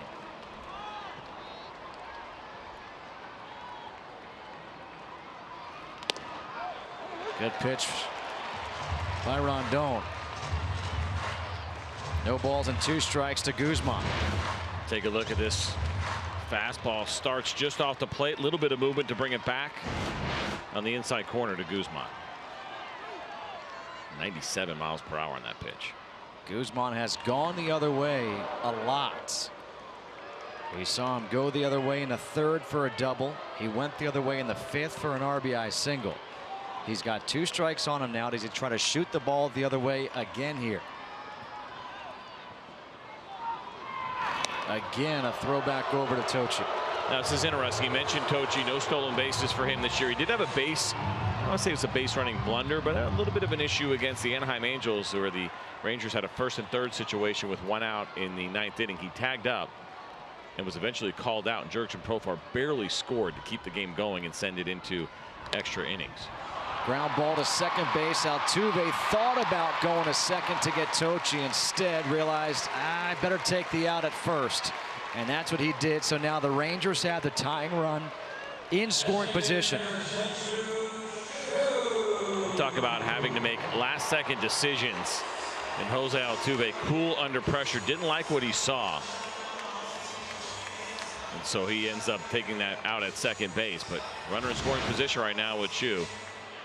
Take a look. Slow ground ball. You got that internal clock, and there probably was a play at second base. But again, Altuve didn't like what he saw, and he played it safe and took the out at first. Shin-Soo Choo is up, and in the on-deck circle is Adrian Beltre.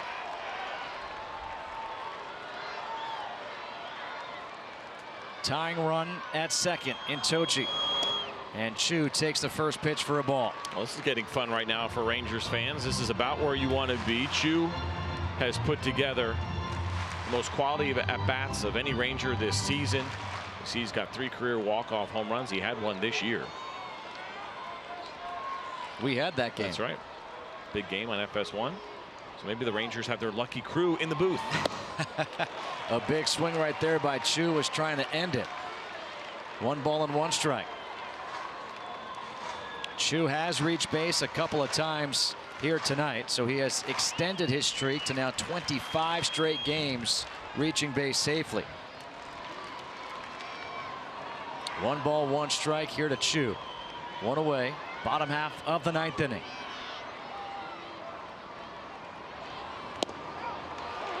Good pitch, 1-2.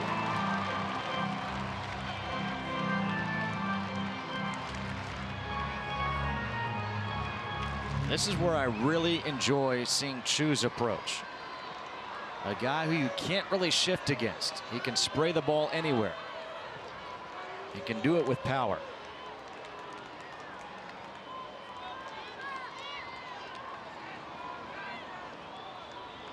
The 1-2. Missing inside. Good block by Stassi. Staying at second is Tochi. And you see Rondon going to the slider. That has been his best swing and miss pitch. He gets a 44% whiff rate. That is on pitches that are swung at, missed 44% of the time on the slider. That is his strikeout pitch. He's registered 14 of them this year on his slider, the most of any pitch in his repertoire. But you got a good guy in Choo, not a big swing and miss guy. He'll get his strikeouts. Really good pitch recognition. We'll see that slider one more time. 2-2 misses inside. Now 3 balls and 2 strikes. This was our game.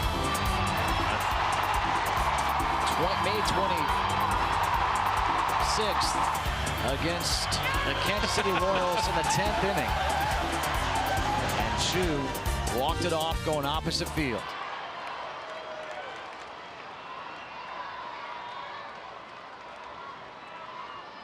And if I'm not mistaken, with that home run, he became the all-time home run leader for a player from Asia. That is correct. And they eventually were able to retrieve the baseball because it went into the bullpen. The Royals bullpen, they threw it in the stands. They didn't know. Of course not. Rondon to 3-2. Outside, ball 4. First and second, 1 out, and here comes Adrian Beltre. And remember those 1-run games we talked about for these Houston Astros?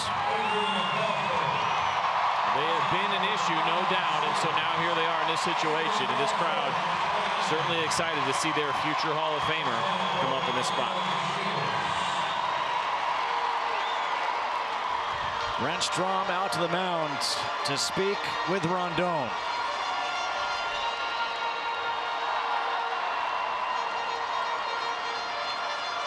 Beltre 0 for 2 in his career against Rondon with a strikeout.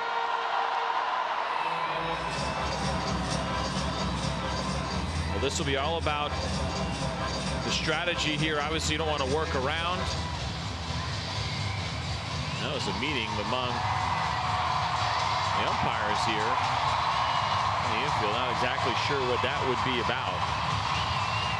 Looks like they have their little cheat sheet out. Are they talking about the mound visits? I think they're talking about the mound visits. I believe that was the 5th mound visit.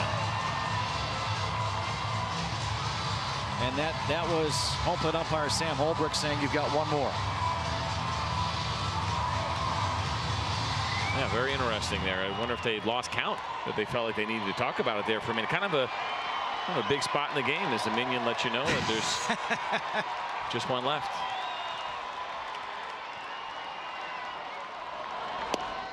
Adrian Beltre takes the first pitch for a strike. 9 career walk-off home runs for Adrian Beltre.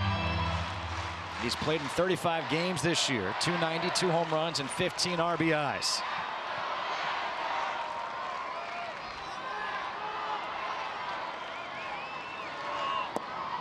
In the dirt, 1 ball and 1 strike. You see a couple of sliders so far to start off this at bat. Adrian Beltre has been very good against high velocity. 6 for 12 this year, a .500 batting average on right-handed fastballs that are 96 miles an hour or harder. The 39-year-old Beltre struck out 4 times last night. A chop at a third. Bregman to second for 1. Over to first. The game-ending 5-4-3 double play. They got their man to the plate, and Rondon induced the game-ending double play. For C.J. Nitkowski and Emily Jones, I am Justin Kutcher saying so long from Arlington, Texas, where the final score, Houston 4, Texas 3. We'll get you out to L.A. with Mike Hill and Dontrell Willis after this commercial break. But the Astros have taken the first 3 of this 4-game series.